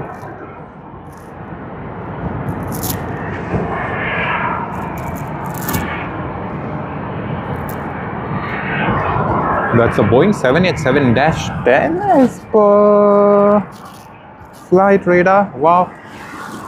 Hey Jeff, if you're still around, you just asked us last night about the Boeing 787-10 Dreamliner. Here we are. We have a -10 Dreamliner. And rightly so, yeah, it does look a bit longer now that we get a complete view of it. Yes, yes.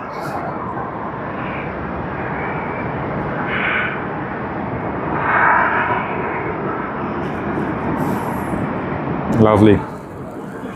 Okay, Jeff, if you are around, this Boeing 787-10 Dreamliner is going to Ho Chi Minh City in Vietnam.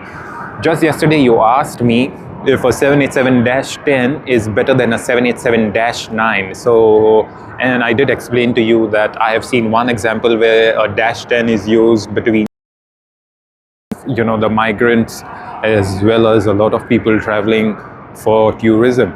And I'm guessing pretty much the same is for this flight route, the Boeing 787-10, you know, flying to Ho Chi Minh City. It's just about next door, I would say, you know, not the closest, but it's not one of those even long haul flights, I would say.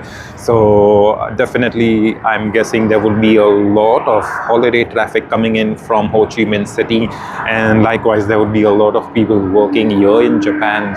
So there you go, a live second case of a Boeing 787-10 Dreamliner.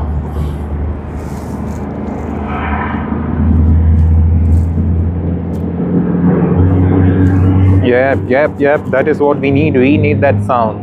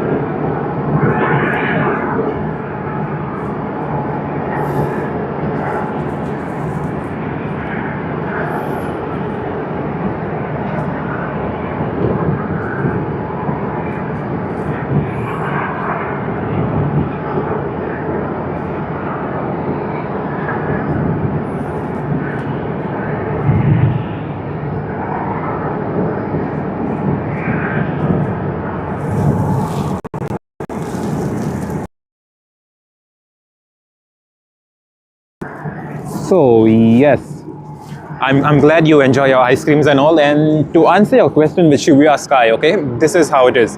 So I tried booking Shibuya Sky, the tickets, when I was in Sydney about 2 weeks ago for Saturday evening, which was which is tomorrow. Okay, now I'll put it into perspective. Let me give you some information first, and then I'll come to the navigation part of it.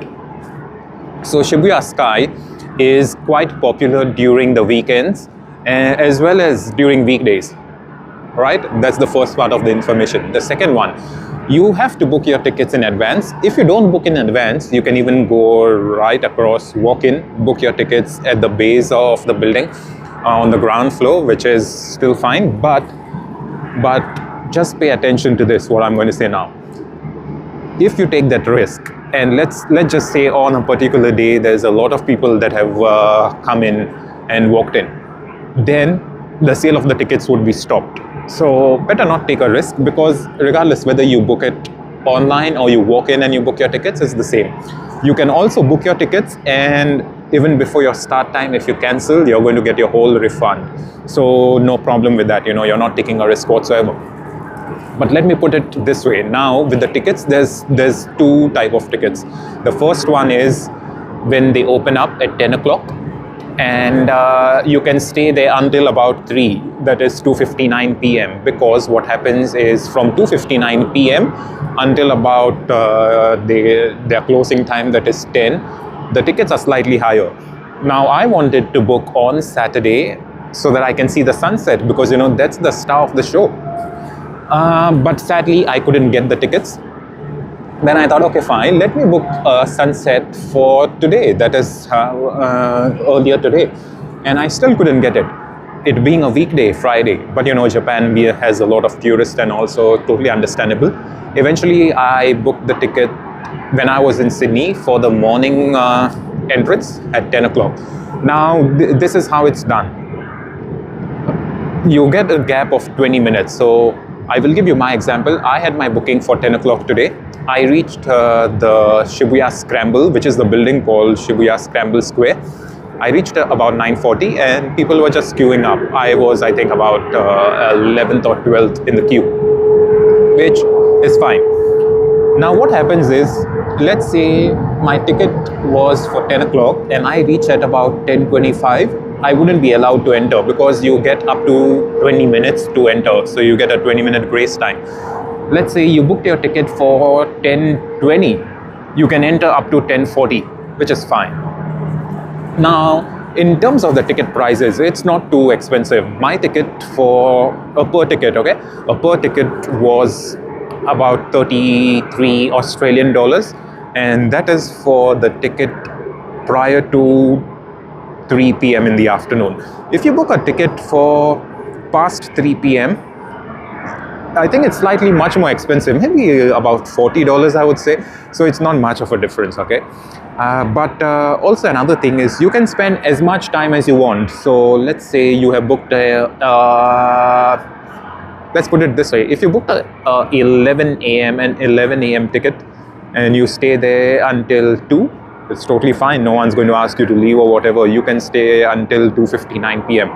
And likewise, you book a ticket at 3, you can stay until sunset. The only thing is, let's say you book around this time, it's 7 o'clock in the evening over here. You book a ticket for this time, you can stay until 10. But let's say you book a ticket for 9:30 in the night. At that time, if you book a ticket for 9:30 in the night, you can't enter after 9:40. So you don't have a 20-minute grace at that time, because the last entry is at 9:40 p.m. So yes, it is lovely. It was an experience for us, and I enjoyed it. You get a good 360-degree view. So what happens is, when you queue up at the base of the building, you go first, you take a lift, you reach on level 14. On level 14, you've got to deposit all of your items. You can't really carry a tripod, a hat, monopods and things like that. You can carry your phones, but let's say you have those stuff, you can just use one of the lockers. The lockers are quite cheap to use. I think it's about 2 or 3 Australian dollars equivalent. and yeah, and that's just refundable. So keep your stuff over there, and then come back, and then get your money back and everything. After that, you take another lift and go up to whatever level. I think it's 44 or 45. It's 45. So on level 45, you go over there and you're welcomed. You can look at the big city all around. You can look at the Shibuya crossing over there. It's really good, really lovely. After that, you can also take a set of escalators and go even much more higher, which is the true open space. There's a helipad over there, and on one side of the Shibuya sky, there's a professional photographer who will click your photo. Of course, it's chargeable. It's about 1,300 yen for your photo. I think it's there's a tiered pricing to it. So yes, we did get pictures clicked and printed out. If you just want a digital copy, it's slightly cheaper. If you get a digital copy, you can download it from their site for up to 30 days. You get a QR code and you can download it up to 10 times. So, make sure when you download, you can save it as such and then, use it. And if you get it printed out, I think it's about 1,000 yen, which is $10 or so. But if you also use an acrylic cover for the picture, it's 1,300 yen or something. So I would say $13. Yeah, that's about it. And on your way down, you can go to level 44, collect your picture. Once you get your picture clicked professionally, you can also use your own camera to click your pictures. So no one's stopping, There's a lot of security around just in case someone misbehaves and tries throwing something and stuff like that. They don't really want any untoward incidents as such. But apart from that, everything is quite good. In terms of navigating, you very well know this is our first time here in Tokyo. I had planned to take the train. So, Google's directions seem to be wonderful, okay? But this morning we woke up a bit late, so we took the taxi. The taxi from our hotel, we are just living over here at Tokyo Haneda.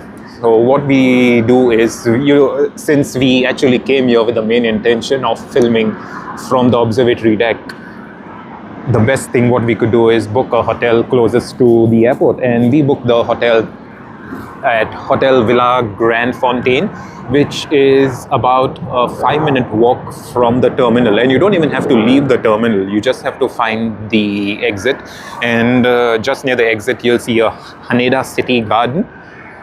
The Haneda City Garden is more like a shopping mall. So, you just walk through that bridge, the interior bridge. You will be able to see it on Google Maps.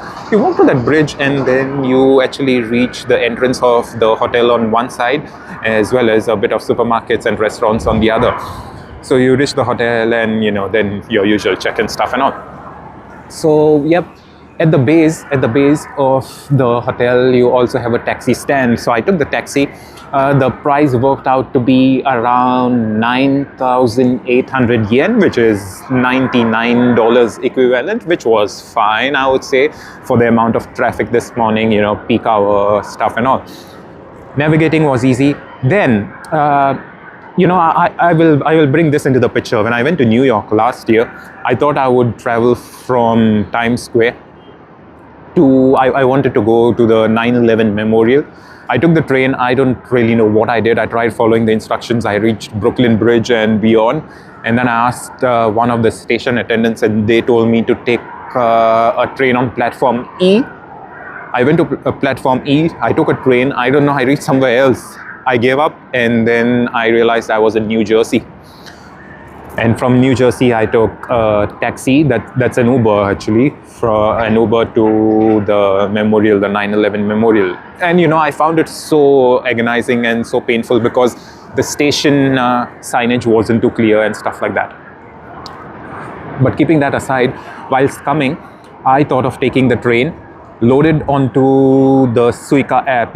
Since I don't have a transit card as such, I loaded money onto the Suica app from Apple Pay, and that was it. took the train, just put it on Google where you want to go, and Google will give you the train lines, which exit you need to use, which entrance you need to use. And that's what I did. It took me a while earlier because the only thing is Google said that you need to take the Yamanote line. The Yamanote line is derived by a green color background, and for some reason I just couldn't see Yamanote line anywhere. You know, I could see all the other lines. And then I just go on to Gemini, Google's AI assistant, and I ask them whether Yamanote line is part of JR line, because JR line also has a green color. And they were like, oh yes, JR line runs a lot of other lines and Yamanote is one of them. And then I said, okay, cool. I go there, take the Yamanote line train. I enter. As expected, Google said the train would be scheduled for 12:09, and you know, Japanese people, they are always on time, so we get the 12:09 train.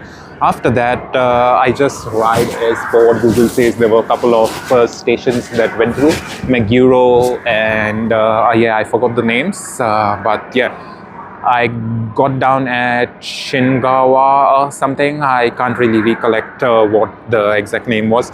And then you need to take another train from there. That's on the Kiku line, and the Kiku line is the one that connects Tokyo Haneda Terminal 3 as well as the domestic terminals. Now, when I go to get the train at the Kiku line, there are a lot of different lines that, you know, trains running on from that platform. So it was so easy for me. I didn't even have to bother.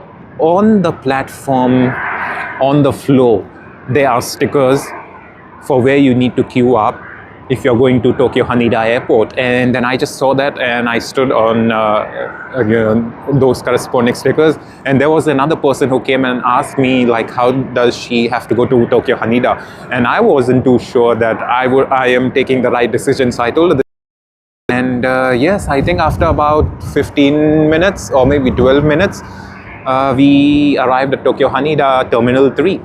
There's a lot of announcement that goes on that if you're traveling internationally, you can alight the train at Terminal 3 of Tokyo Haneda, but it also mentions that if you are traveling on a select few Japan Airlines and ANA, which are still international, they would ask you to check your tickets, the website, or your boarding pass if you have one, because you would have to travel to either Terminal 1 or 2. So I'm guessing that's in a very rare case, or perhaps, you know, one of those routes that we don't really know about. But yes, navigating even through public transport, easy peasy, lemon squeezy. That's how it is. And the cost was hardly anything. I think I spent about 505 yen, which is what, $5? Perhaps $6 or something that way. So yes, you know, navigating was super easy.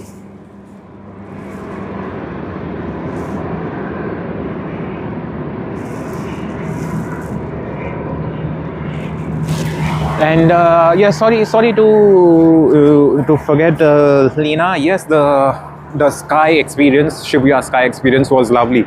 You know, I've always seen Shibuya crossing in movies, or you know, one of those YouTube videos or Instagram videos and things like that, but I've never really thought of doing Shibuya crossing. But the fact that I could go today was lovely. And the best part, Jeff as well as Lena, you know, the best part, after that I was so hungry, I went to McDonald's. I didn't know you can change the language on screen. Okay, I didn't really know what I was doing. All I tried doing is ordering a large meal, which I was unsuccessful at. I ended up ordering a regular, because no matter what I touched on the screen, the meal didn't seem to be going to a large one, and I was still being charged the regular price, which means I got a regular meal.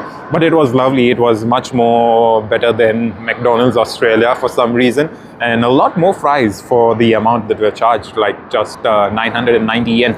But regardless, it was a great experience. And yes, Jeff, I would suggest someday, if you have some time, yes, please visit Japan, and visit Japan for a long time. You know, today is our second day in Japan, and we are just going to be here for 4 days, another 2 days, Saturday and Sunday, and then Monday morning we depart for Singapore.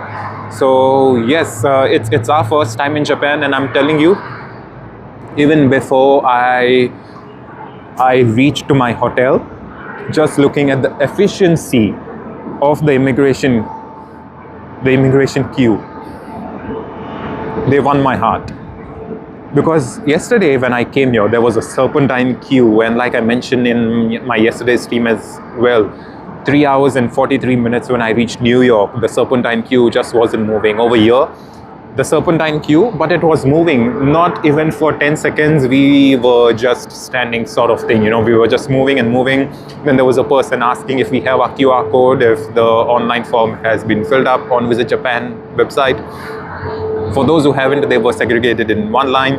For those who had, we were into another line, and then all you need to do is go ahead to one of the automated machines, scan your passport, scan both of your index fingers. After that, you're going to be assigned a line that's A, B, C, D, and E based on the answers provided in your online declaration. Once that is done, go pick up your bags.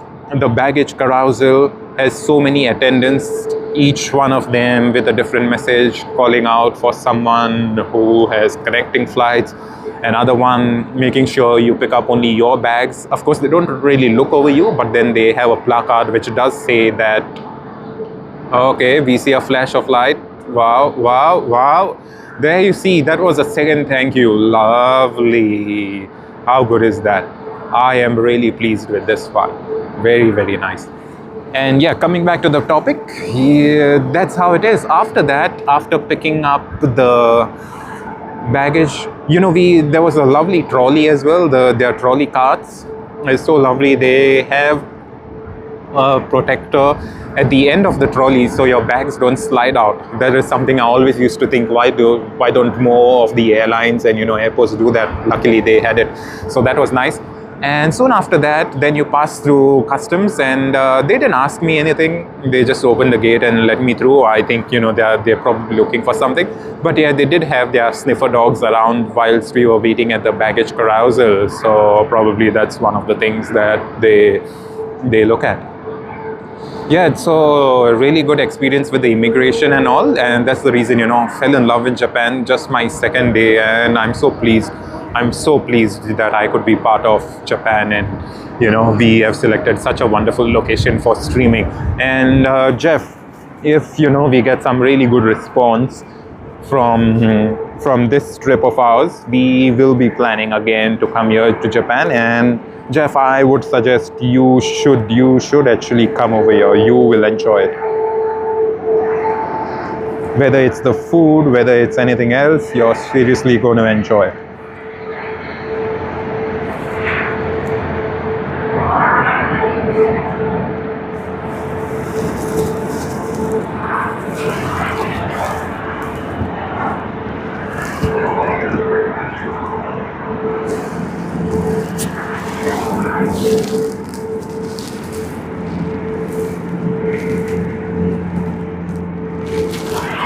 Hey Jeff, actually I would love to film from Singapore Changi Airport, but the airport layout is such that you don't really get much to film. You know why? Because most of the gates, they do have security at the gate, right?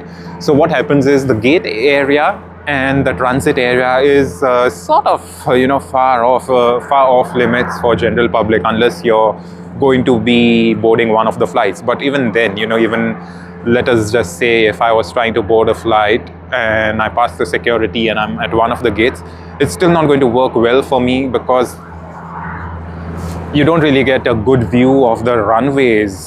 Singapore does have a spotting location, not as great as this one over here at Tokyo Haneda, but they do have a location, but it's more like just getting some gate view of the aircraft. Over here right now, you see we do get gate views all across, but then during the daytime we also have a very good view of the runway.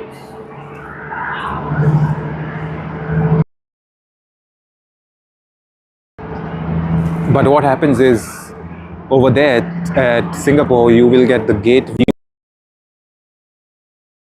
and that's about it. So you don't get the runway views What I would say is at max you'll just get a few planes and then a few planes taxiing about, but that's about it. So yeah, sadly we wouldn't be filming at Singapore, we wouldn't be live streaming at from Singapore. Yeah, sadly that is not something that we could do, but you know, it always feels that we should be doing something from Singapore unless we find a good location. You know, let's be honest, we haven't really searched up the internet to look for anything that could help us film from Singapore Changi. But that doesn't go to say that we may not do it in future, but at least in the near future, no, I don't think we are going to do it. If we ever even think of doing something at Singapore, what we would have to do is find a really good spot. And you know, Singapore is not as friendly as other people, especially as Sydney. Let us say Sydney. They're quite open and, you know, much more friendlier with aviation spotters and YouTubers, things like that. At Singapore, yes, you can do it. Don't get me wrong, you can do it. Everything is fine. But I think, you know, you spend about 2 hours, 3 hours, and people will get a bit crazy. So, you know, that's something that we want to avoid. Because yes, we can be answering people when, let's say, you know, security asks us something. Of course, you know, we will be filming from somewhere outside the airport where we get a good view, where we are in the aviation path and stuff like that. But definitely, you know, there'll be questions around it, and the fact that we need to get our tripods and things like that, that's going to be another thing. So yeah, hopefully we can do something. So in that case, Jeff, what I would say is, to avoid all of that trouble, we might as well just take another flight to Tokyo Haneda and come here again. Let us know if you would want us to film again from Tokyo Haneda, perhaps during the northern hemisphere summertime. Wouldn't that be great? Would you like it? If that's something you would like, let us know, and you know, we can look at doing another stream, or perhaps a few streams, maybe July, August, September. I do know in August is when it gets a bit too hot here in Tokyo, but yeah, with the temperature we can totally manage. But the fact that we will be getting more daylight is something that will really help us. Let us know. If you want to do it, we will do it. If you want us to do it, we will do it. Sorry. And yeah, Jeff, another thing is we also want to film from Dubai. Now in Dubai, it's quite different, you know, because if you want to film, you need to get an approval. I think it's a bit harder to get an approval there. Not harder, I would say. I think the fact that you need to navigate through all the diplomacy over there, which is fine, you know, we can handle all of that things. That's never an issue for us. It's sort of a cakewalk when you follow all the rules in Dubai. But the thing is, you know, you need to go to a shopping center, parking lot and stuff like that, which we can still do. But then, you know, it introduces a lot of disturbance with the parking center being too busy. And yeah, we will be on the topmost level at Murdiff City Center. That's something that we've been thinking of for quite some time. You know, that's the reason I know the shopping center and stuff like that, because we have been wanting to go there for a long time. So let us see if we are able to do it. We'll go to Dubai. If not Dubai, then definitely Tokyo Haneda.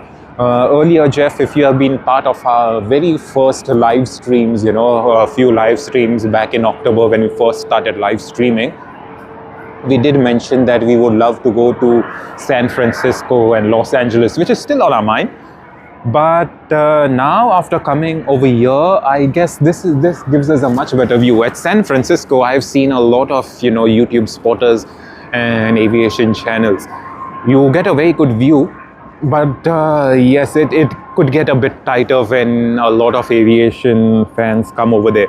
And as you know, there are a lot of people into aviation in the United States. So San Francisco, Los Angeles is where it gets very busy. Los Angeles, yes, they do have quite a lot of people as well. But in Los Angeles, it's not as much as you would see in San Francisco. And yeah, San Francisco does have a dedicated viewing spot as well. I would say something similar like Tokyo Haneda. But yes, it all depends. It all depends. Let us see. But yeah, definitely with Singapore, nah. It's like we want to do it, but you know, the fact that they could look down on us strangely and, you know, look at us with that suspicious eye, that is something what we really want to avoid, because you never really know, one of the bad days with one of those people is all it takes to answer them and stuff like that. Yeah, but having said that, we still want to bring some of that aviation from Singapore. What we really need to do to film from Singapore is get some more research done, and we haven't done our research yet, you know, like that complete research. That is something that we haven't done yet, but hopefully we can do it soon. But yeah, for this time we haven't really prepared much, so yeah, let us see how it works out. Whoa, it's getting very windy now. It's getting super windy and we are shivering. Have 38 more minutes before we go nice and inside over there to the warmth. I'm waiting for it. Whoa. All right, okay, we see Turkish Airlines Boeing 777. We saw it yesterday, pushing back and spooling up. I don't know whether it's going to come over here, because we do see some action. There's people getting ready. There's 1, 2, 3.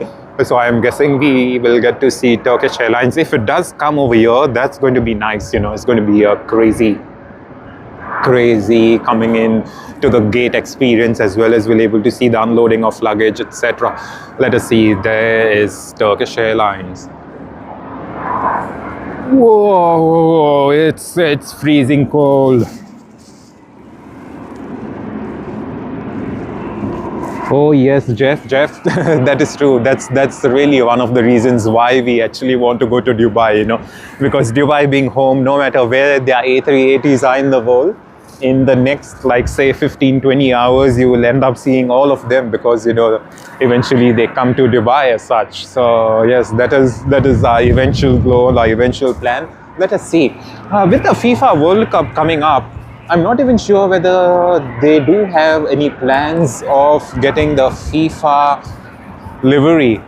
The fact that we are just about 4 months away from FIFA, I'm guessing so that they aren't doing any special liveries, because, you know, usually before an event or something, they will put it up a year in advance, things like that. But this time we haven't even heard of anything, unless they are a bit late or whatever.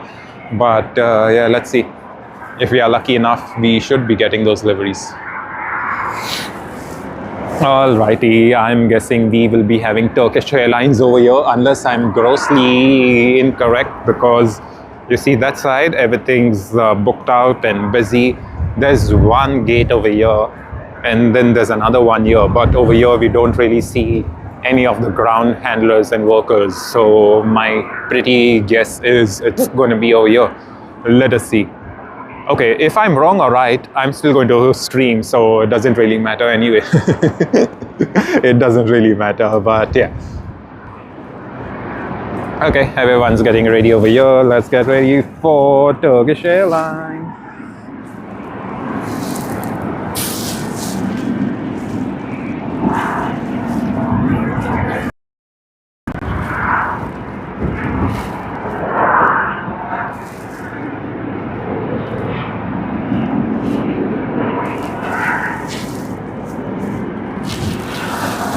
Yes, Jeff. Oh, hold on. What's happened there? Turkish Airlines has gone that side. Maybe they'll come in from there. Let us see what's happening. Yes, Jeff, destination Dubai. That's something even I want to catch. We haven't really spotted it in Sydney. I'm not too sure if it did come into Sydney. But yeah, that's not something I have ever seen. Not ever in my real life, because I've been to Dubai countless number of times, and yet I haven't seen it. So, if we are lucky enough, yes. During Christmas, when we were overseas, we also had the NBA livery come in, and that's something I've also not seen. Emirates livery come into Sydney, I would say. So yeah, that's something we have not seen. So there's quite a lot for us to see.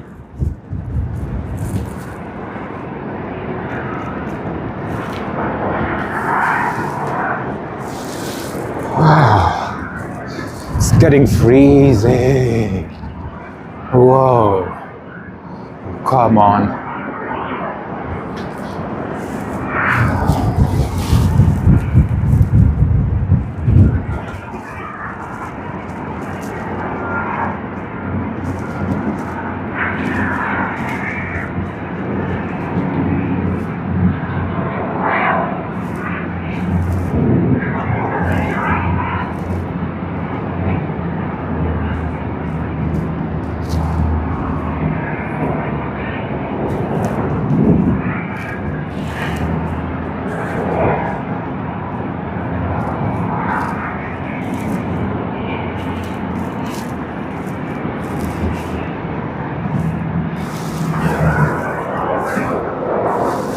Okay, seems like Turkish Airlines has its gate fixed over there. Even yesterday it was over there, and if you all recollect, we were just exactly above the ANA, which is next to Turkish Airlines. So yes, then I'm guessing in this case there'll be another airline coming over here.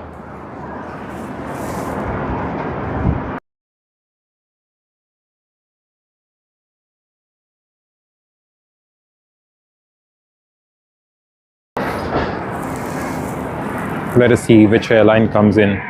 Waiting for it.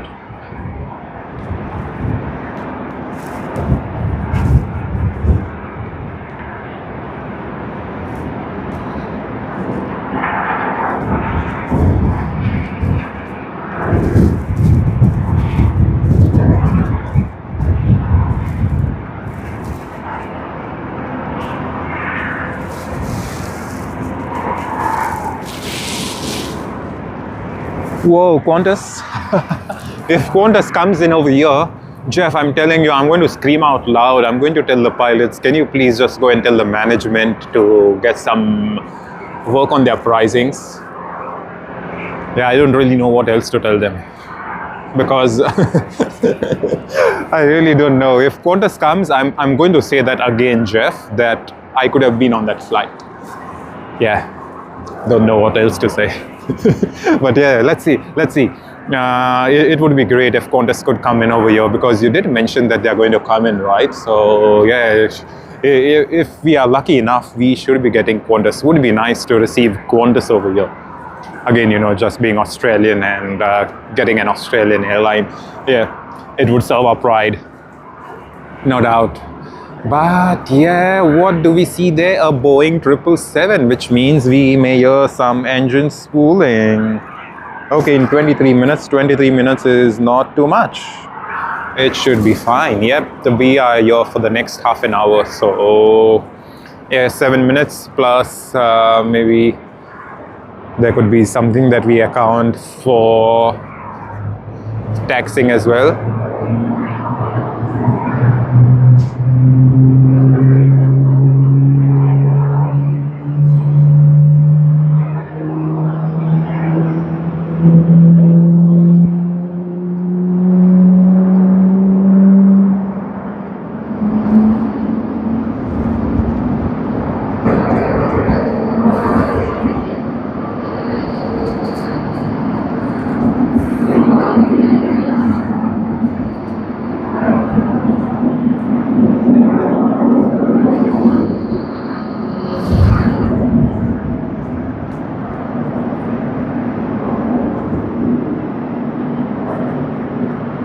Cool.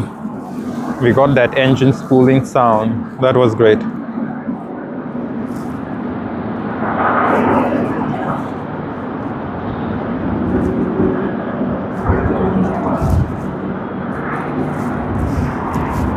Whoa, hold on. Hey Jeff and everyone, welcome everyone to the stream.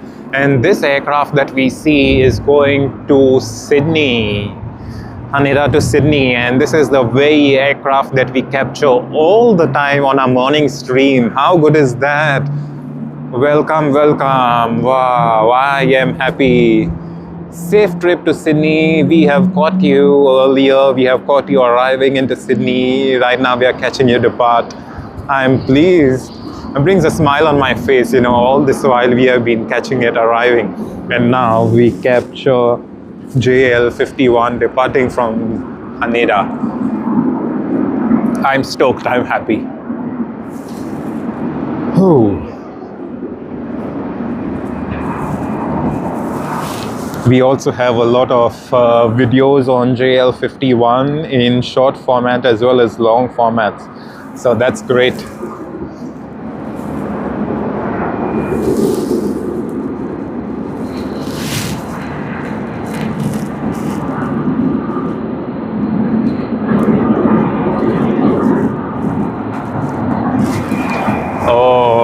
Thanks, Lena, for letting us know. Yeah, gate 147 would be, I think, behind the bridge there, I would say. Like, yeah, on the other side. Okay, cool, no problem. But regardless, I think we should still able to get the tail of Qantas. You know, I don't know, Lena, if you were still there last night on this stream. But when Qantas was departing, we did catch the tail of Qantas. So let us at least catch it arriving right now. So it remains a mystery to see what could be coming here. Seems to be this guy is ready. As well as the lights on the gate have been switched on. So which means they are expecting an arrival. What's the arrival is yet to be determined. Let us see.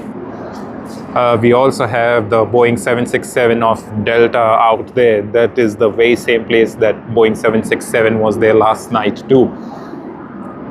So I am guessing it would be one of Japan Airlines or ANA, because I do recollect when we were streaming from there yesterday, and when we looked left, that is over here, we did see a lot of Japan Airlines and ANA flights being over here, and I am not too sure, but right now it makes me think, are these gates just for the Japanese carriers? Because you see, even right now there's ANA, Japan Airlines, ANA, nothing over here. So I'm guessing another ANA or Japan Airlines.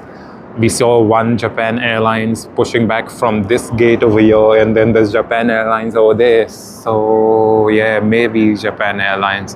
But yeah, regardless, it's going to be fun to watch one of the aircraft come here right below us, because that's not something we caught even on yesterday's stream, neither on today's stream. The one that departed for Dallas Fort Worth from over here was there from the time we begun the stream, and right now it's been about an hour since the Dallas Fort Worth flight departed.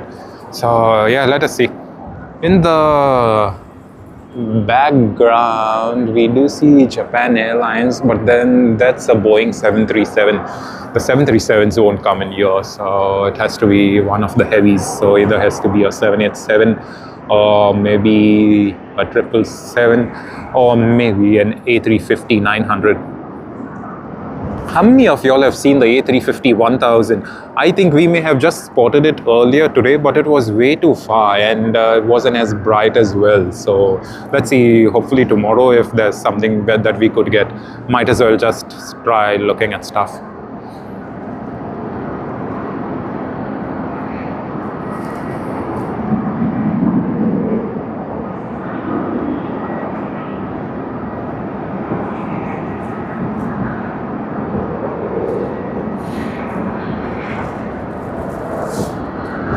Okay, we see one Japan Airlines, Boeing 787-9.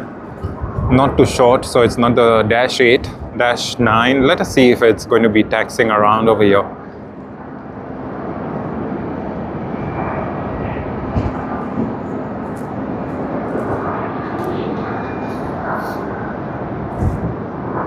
Alrighty, okay, we do see it turning, so should be that one. Let us see. The workers' body language will let us know, the ground workers.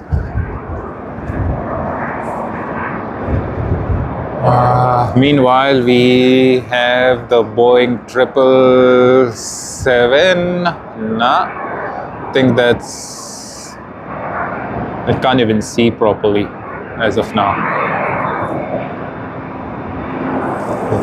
Has to be a 777, but yeah, let us look at this one.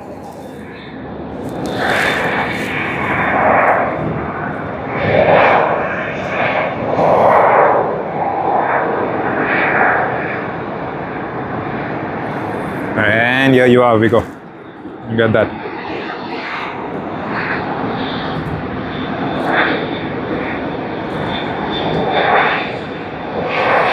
Honolulu to Haneda, 8.5 hours.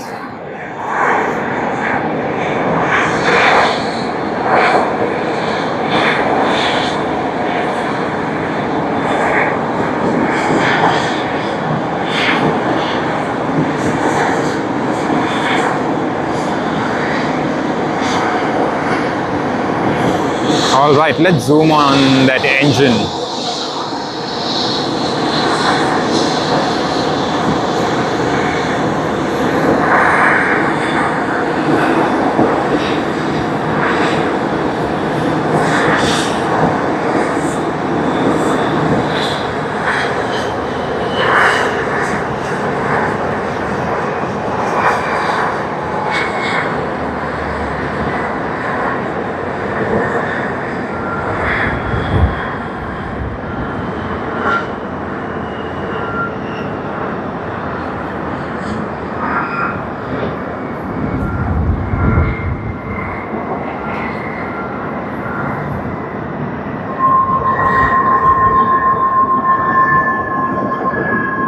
Alright, now we have both views, the gate as well as the engine.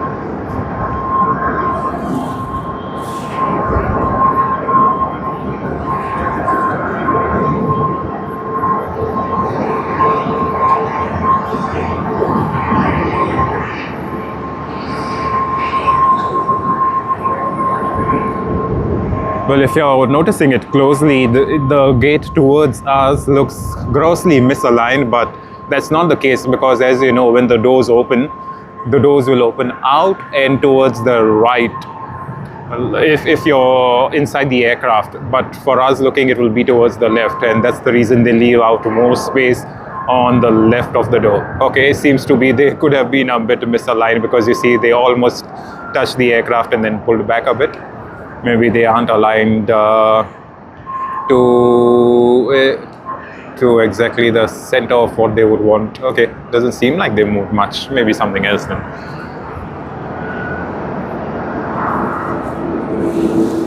That's about it.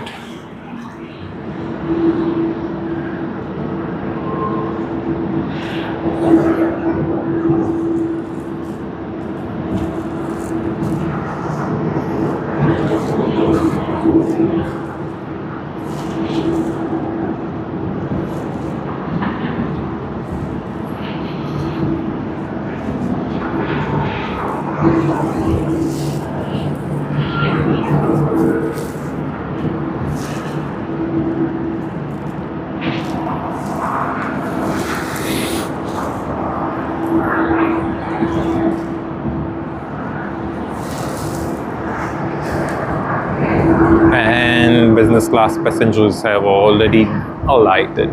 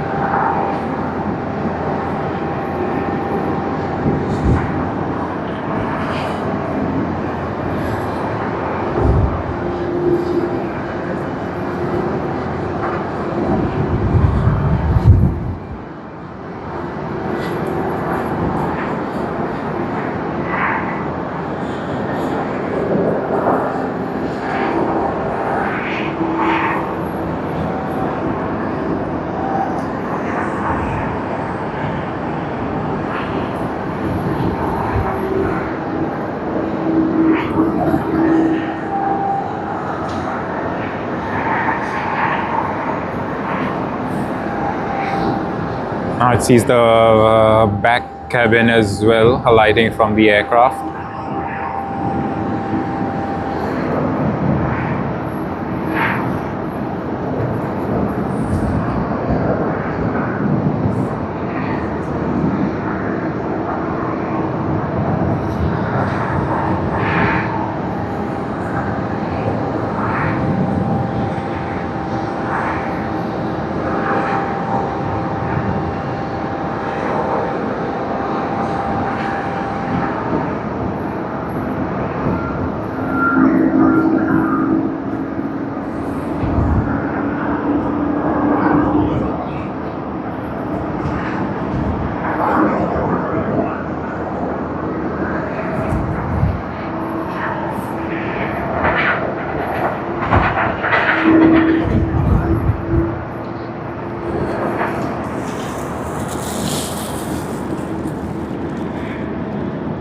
Hey Jeff, it is an international flight. It's coming from Honolulu, so about 8 hours and 18 minutes.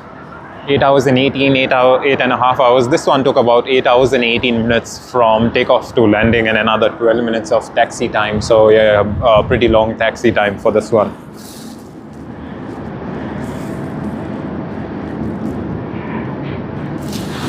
Yes, right, Lena. That's correct. This is Terminal 3. It's the international terminal. So, international terminal, yes, always the international flights. It's getting super cold right now. We have about 16 to 17 odd minutes before we end this stream, and then we go to the nice inside warmth, and we should be back again very soon. Charge up the batteries, charge up everything else, charge ourselves with some nice dinner, and then we should be back.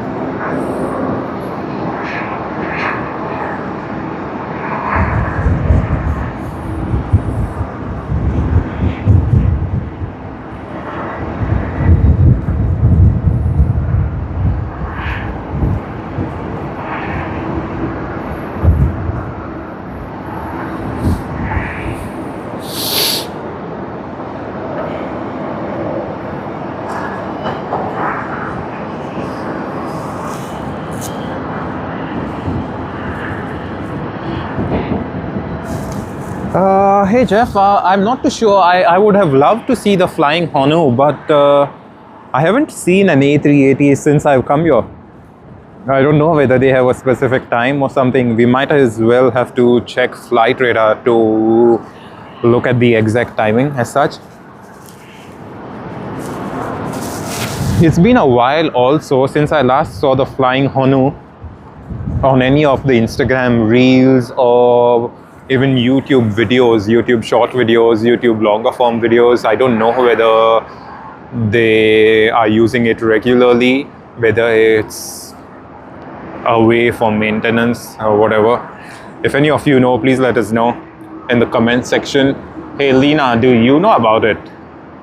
Where could the flying Honu be? If you know, just comment and let us know. If you don't, no stress whatsoever. We should be able to find out. Hopefully we are able to spot some heavy aircraft tomorrow. When I say heavy aircraft, I mean to say the quad-engined aircraft like the Boeing 747 and the Airbus A380.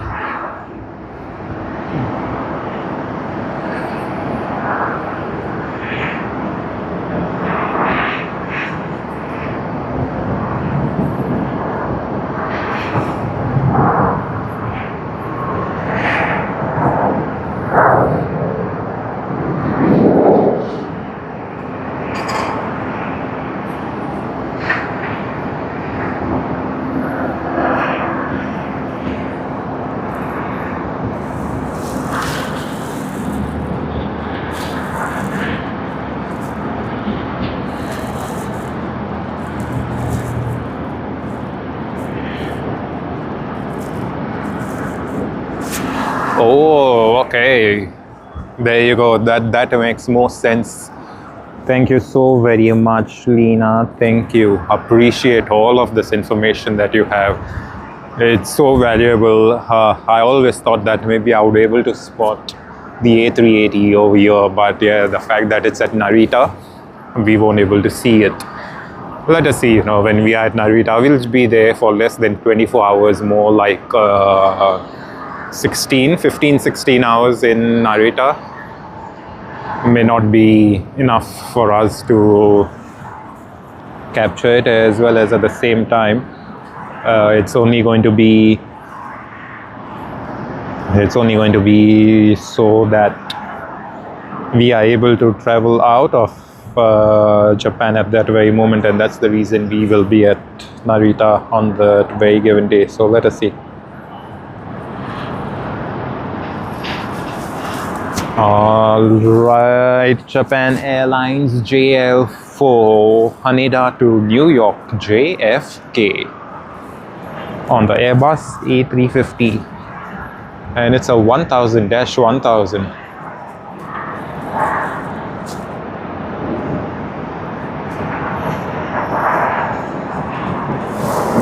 Let us see if we get some engine spooling sounds on this one.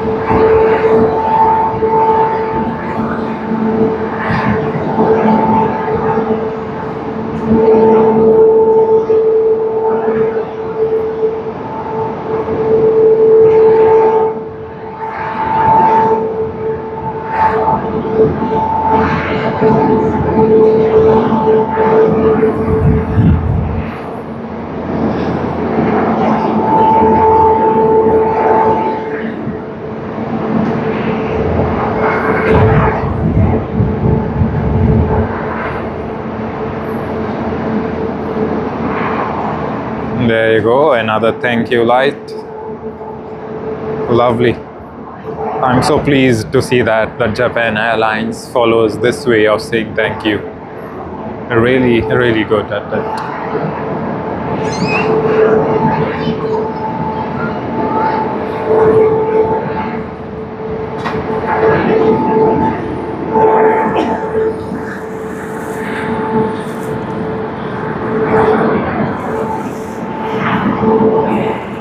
Thank you very much, my mother, for watching our live stream from Tokyo Haneda International Airport. Thank you very much for being one of our greatest supporters, in fact, the greatest supporter, and being there at all our live streams and supporting us wherever in the world we are, be it Sydney or wherever else, or even over here at Tokyo Haneda. It's our first time in Tokyo Haneda, and the response we've gotten is beyond what we would have expected. It's not even in the least of our minds that we would have been so successful on just our second live stream over here, and we plan to get another one after dinner tonight. Thank you very much, dear mother. Appreciate it. So that one is off to the United States of America.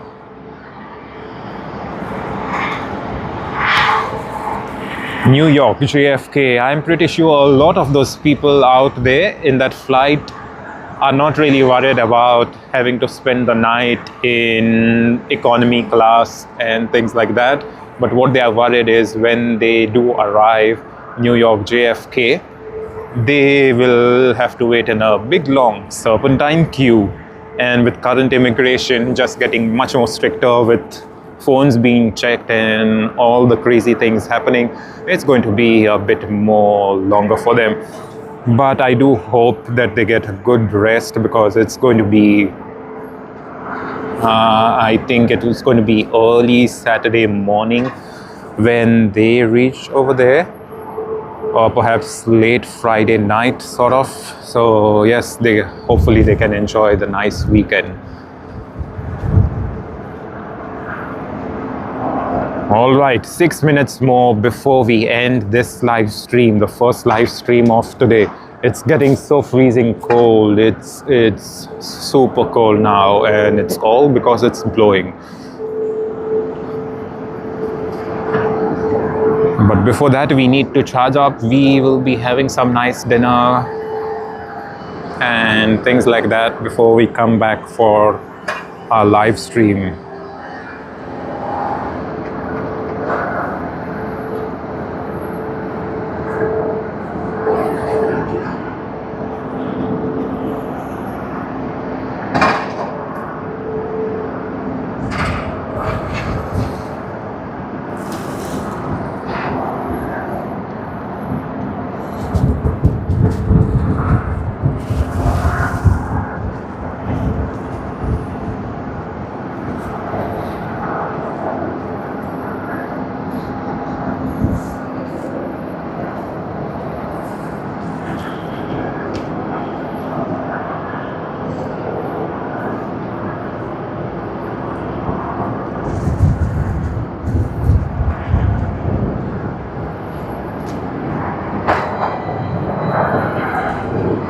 Okay, I am not too sure, but I don't really know whether that is Singapore Airlines that has flown out.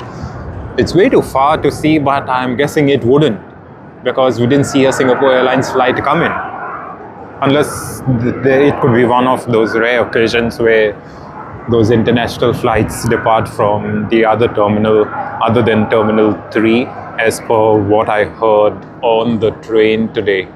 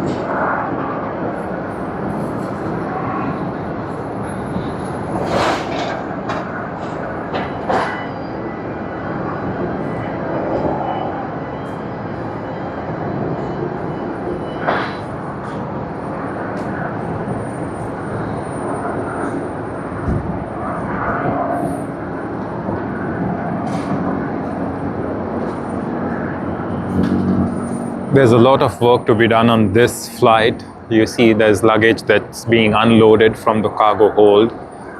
There's luggage over there on the back that's being unloaded. Then there's the catering truck that has come, going to be taking all of the food waste, the cutlery that needs washing. Once all that is done, then there will be others that come in to load the aircraft for wherever this flight will be off to next.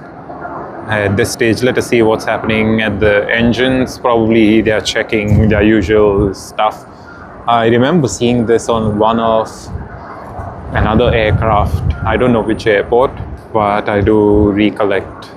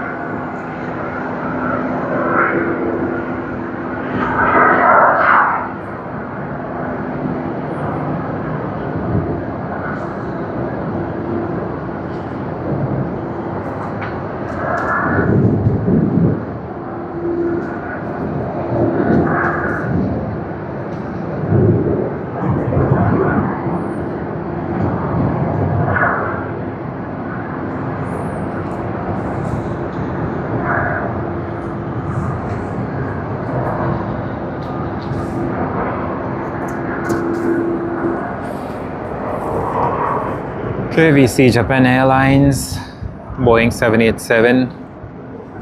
Let us see where it goes to. There's one spot out there on the right. There's one spot out here on the left.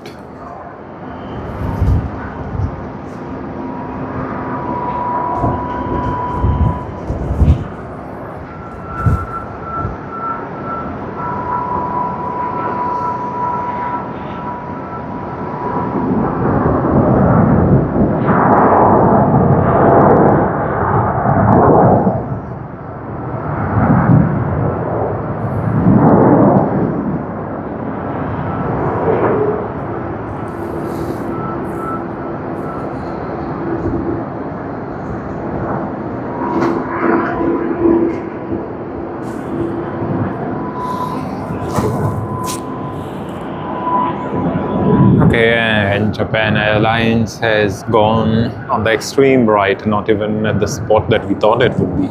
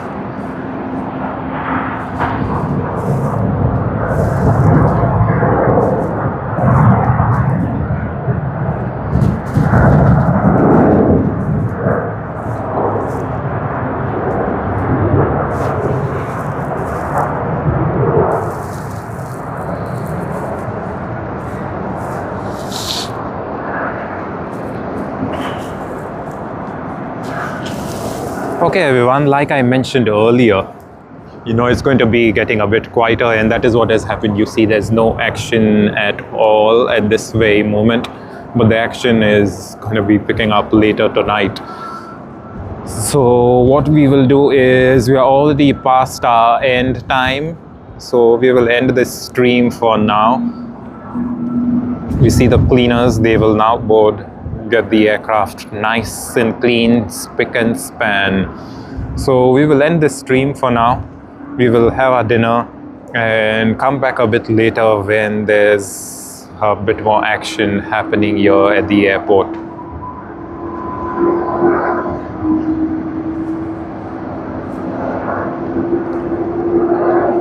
Please join us, everyone, for the live stream, for the next live stream that is going to come in shortly, in about 2 hours from now. Thank you very much once again. Thank you very much. Appreciate your presence over here on our live stream. It is always a pleasure to welcome each and every one of you. And this time we at Sydney Airport Aviation are at Tokyo's International Airport, more precisely Haneda, Terminal 3.